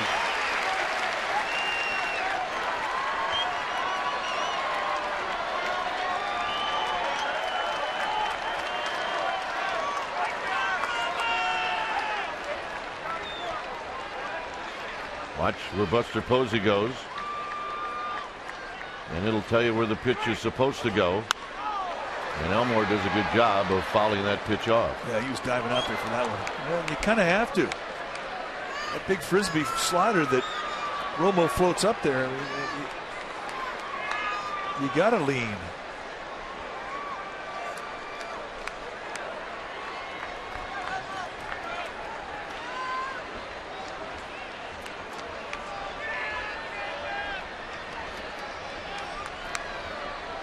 One-two pitch.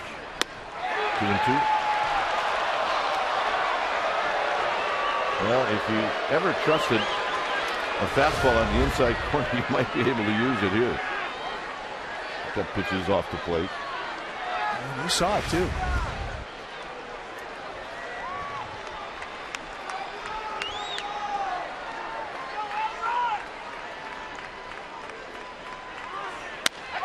Got him. And Buster did too. And you can't run a backdoor sinker up there any more perfect than that. 2 strikeouts for Romo. And he's still thinking slider. Gave up on it early. The movement brings it right back to the glove. And this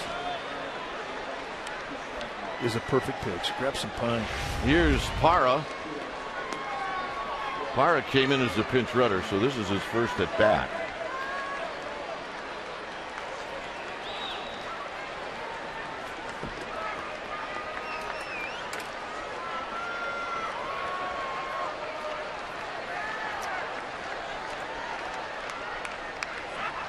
High, 1 ball and no strikes. Parra hitting .275. He's a good little player. Got 6 home runs, 32 driven in.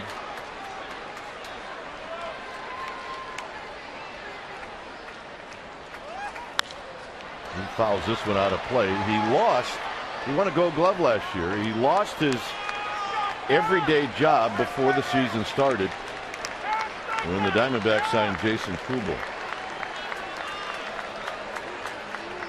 But Gibson and all the people at Arizona told Parra, you're going to play. You're going to get a lot of at-bats. And he has.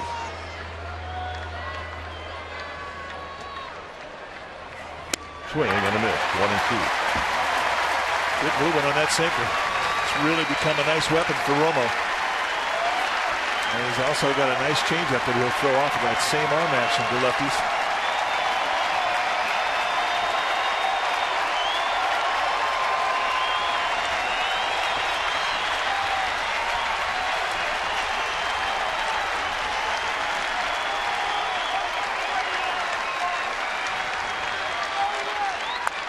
Off the end of the bat, Sandoval.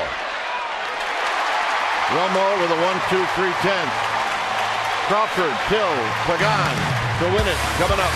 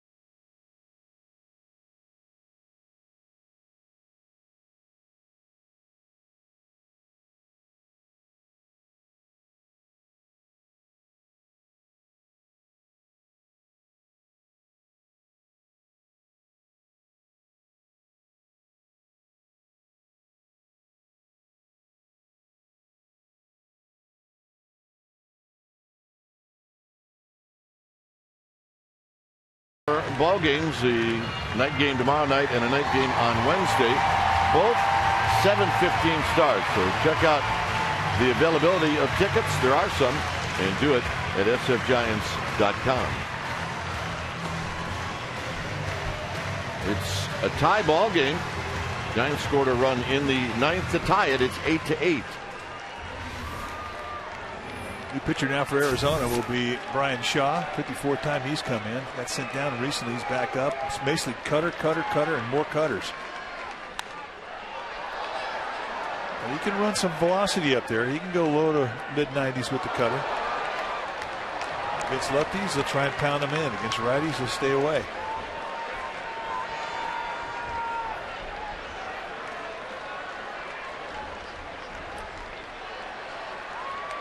Crawford's got a couple of hits. He's 2 for 4.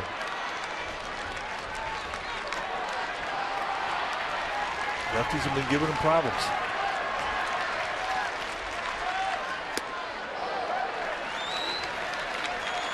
See where the shadows are. Nobody's affected just yet, but it's getting close.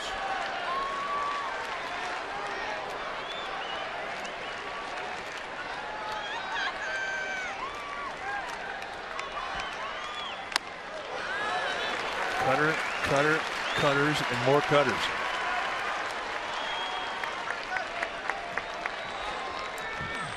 There's Pill.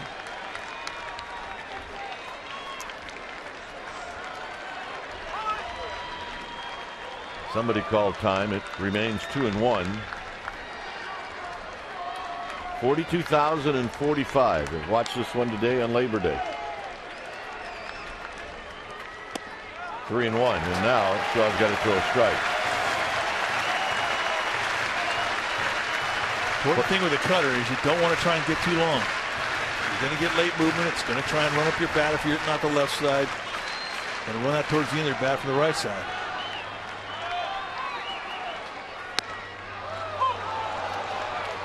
Some outside paint right there again. 5 pitches, 5 cutters.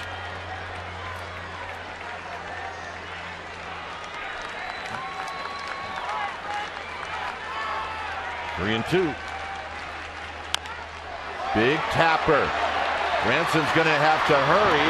Not in time. Pretty good play by everybody. And Crawford's aboard. Well, now it's decision time for Bochy.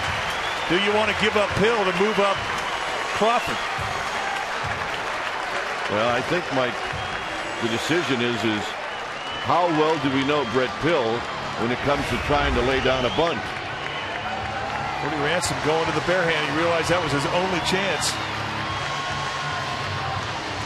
And you can see what Greg Gibson saw. Crawford indeed beat it out.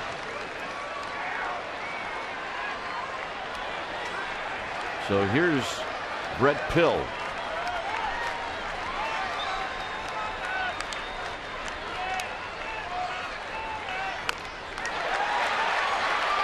Perfect. Pill on the first pitch puts Crawford down to second base.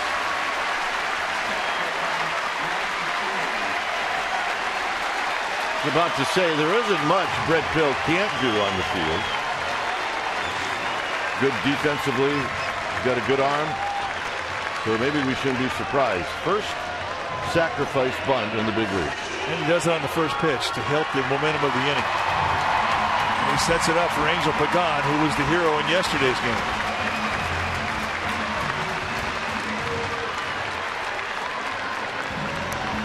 Pagan has been a little unfortunate. He's 0 for 5 in this game, but he's hit the ball hard a number of times.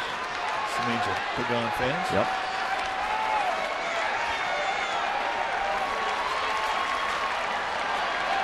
He's been hot, and Shaw has not been against lefties.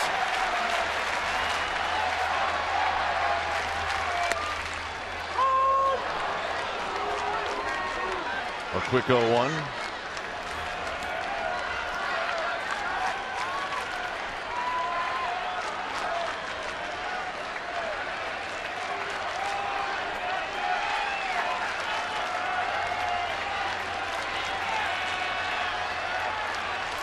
Shaw is ready.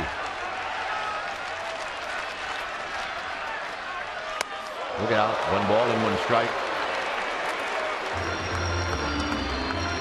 The only time when you're a reliever out there, you got the winner run at second base, and you look down that bullpen and there's nobody there. You are the man. This is the 6th pitcher that Kirk Gibson has used.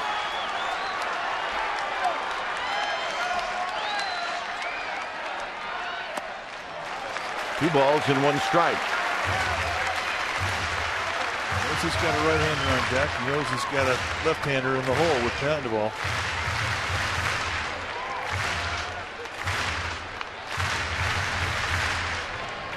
Pagan 1 for 4 lifetime.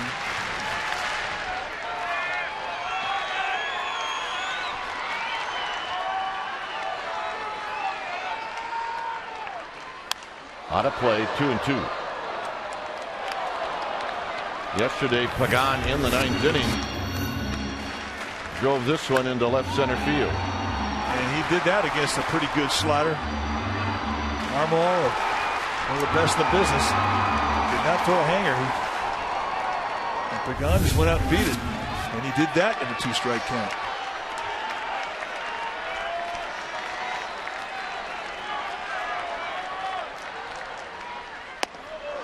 So it's now 3-2 to Pagan.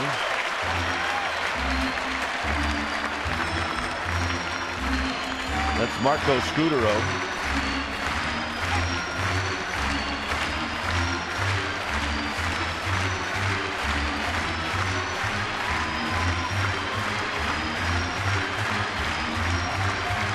Montero, who had sunglasses on, just took them off. It's getting harder to see. He is now in the shadow. Half of Pagan is.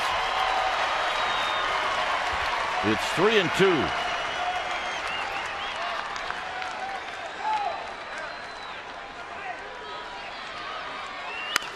On the ground, foul. Boy, you get so quiet in here. I thought I was in a library. I know. It was like everybody was waiting.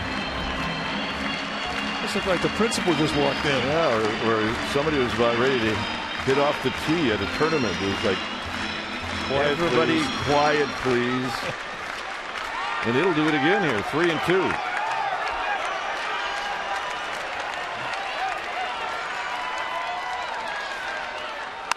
On the ground. Goldschmidt has it. He will race to the bag. Pagan is retired, and Crawford moves to third, and here comes Scudero. And once again, the pressure's on Montero, the catcher. Tim Flannery, as you were speaking, was speaking to Crawford about that, pointing to him about you got to keep an eye on a lot of things, including that ball bouncing right back to the catcher. Scudero has faced Shaw 2 times. He's 1 for 2, and the base hit was a double. Giants do not need a double.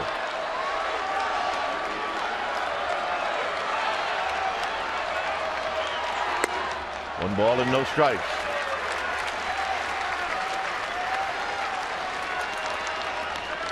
Scudero led off the 9th with a double off the bottom of the left field wall.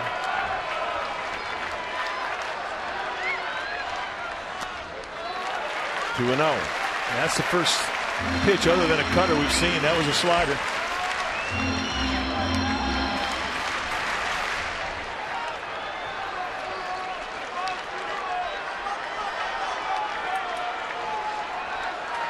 To the defense.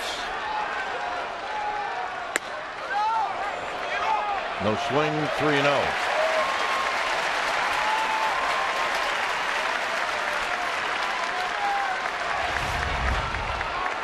Did he go? No.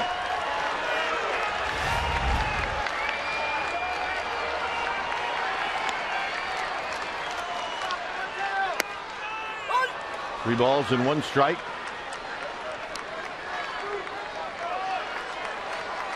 See Scudero take 3-1 from time to time. I don't believe he'll take it here if he sees something he likes. On the ground! That's the ball game! Scudero shoots it past Johnson, and the Giants come back and win this one in the 10th.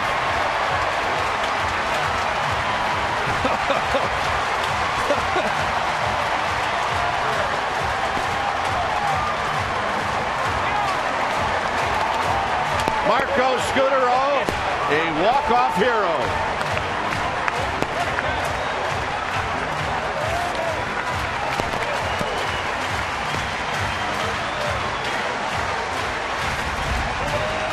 They set up inside. Not a hanger. It was knee-high out over the plate.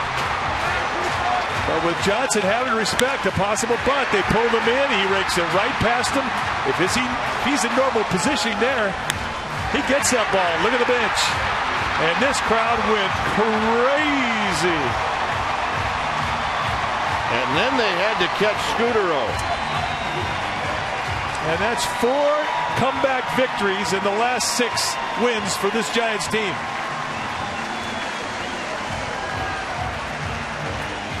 A 3-run base hit right down the line, and everybody goes home happy.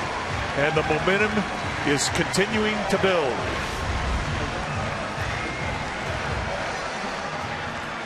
So, the Giants take a 4-0 lead. Later on, they trail by 3, and they come back, and they win this one in exciting fashion by a final of 9-8. Oh, Mike, we're starting to see this Giants team do some extraordinary things late in the game, and when they're behind, they've been able to come back. Well, they're starting to feel magical, and this time of year is when you need to have that feeling. I mean, they just don't think that they're out of any game. We heard our Geico quote of the game earlier in the game, Matt Cain talking about the feeling you have about this team, that you're never out of it, that they're going to pull something out. And it's just something that you're almost seeing every day now. And you know, it really defined itself 3 times in this last road trip in games where they really should have lost those games. Instead, they come back, they rally, they win. They did it today. And what do you say we go down to Amy G? All right, Mike. Well, I think the Giants took Labor Day literally, and they battled it out today for a victory. Marco, of course, you having your first walk-off hit as a Giant, your 11th of your career. Does it ever get tiring? It seems so exciting. Never. It's always exciting to, get wins like this one. And, it was a team effort. I think, everybody's played hard all the way to 27 outs, and it was a great comeback win for us. 27 outs plus. And as you mentioned, wins like this, Mike, you mentioned it, 4 of your last 6 wins have come from behind victories. How confident is this team right now? I mean, it's real confidence. I think everybody's doing their job, even the guy who doesn't play every day. When they're in the lineup, they do a real good job, and that's what it's all about. Championship teams. It's a team. Everybody have to play good. As you mentioned, everybody did play good today. Everybody contributed in your lineup. But one person I wanted to point out and get your thoughts on was Brett Pill. Called up there, lays down his first career sacrifice bunt, and he does it on the first pitch. Marco, how important is that to keep the line moving and keep it fast? Yeah, it's real, but like I said, it's real important. I mean, like I said before, everybody's doing their job, everybody's contributing. Guys coming from the bench, doing things, whatever they ask to do, and that's what it's all about. That's why we're playing so good right now. Your fellow countryman, Machi, good job today for him, huh? Oh yeah, exciting for him. He's a guy who's been in the minor for a lot of years, and I just try to tell him, just pitch the way you pitch down in Venezuela in winter ball. Just throw strikes out there, and he always had a great arm. So happy for him. It is Star Wars Day, and maybe he used the Force. I don't know, guys. Did they use the Force? Back to you. Hey, we'll take anything at this point when you start witnessing wins like this one. And, Mike, we mentioned a number of times that for the Diamondbacks, they're 10.5 coming into this one out, and all these games are really important to them. So they fall 11.5 back, and all this is tough loss for them.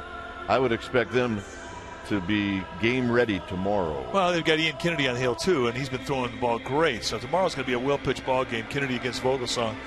But you get back to the one thing, you need to put together momentum. You need to put together chemistry. And what Marco Scudero said, you need everybody to make a contribution. And this game is another one of those everybody makes a contribution game. I mean, the lineup tomorrow, if you look at the box score, there are going to be 20 guys in there from the Giants.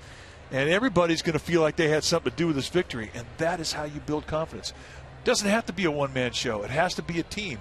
And for them to have their 4th comeback victory here in the last week, that's a remarkable accomplishment. So tonight they get a night off, and they get a Norm Sherry day off. A night off tonight, a morning off tomorrow. So that's a full day, according to Norm Sherry. So we're gonna see if this and they need it. They're a little beat up, but this win today was huge. All right, final score: the Giants beat the Diamondbacks 9-8. Stay tuned. Esurance Giants postgame live with interviews and the wrap starts right now. Thanks for watching Giants baseball on Comcast Sportsnet, and it's all part of the NBC Sports Group.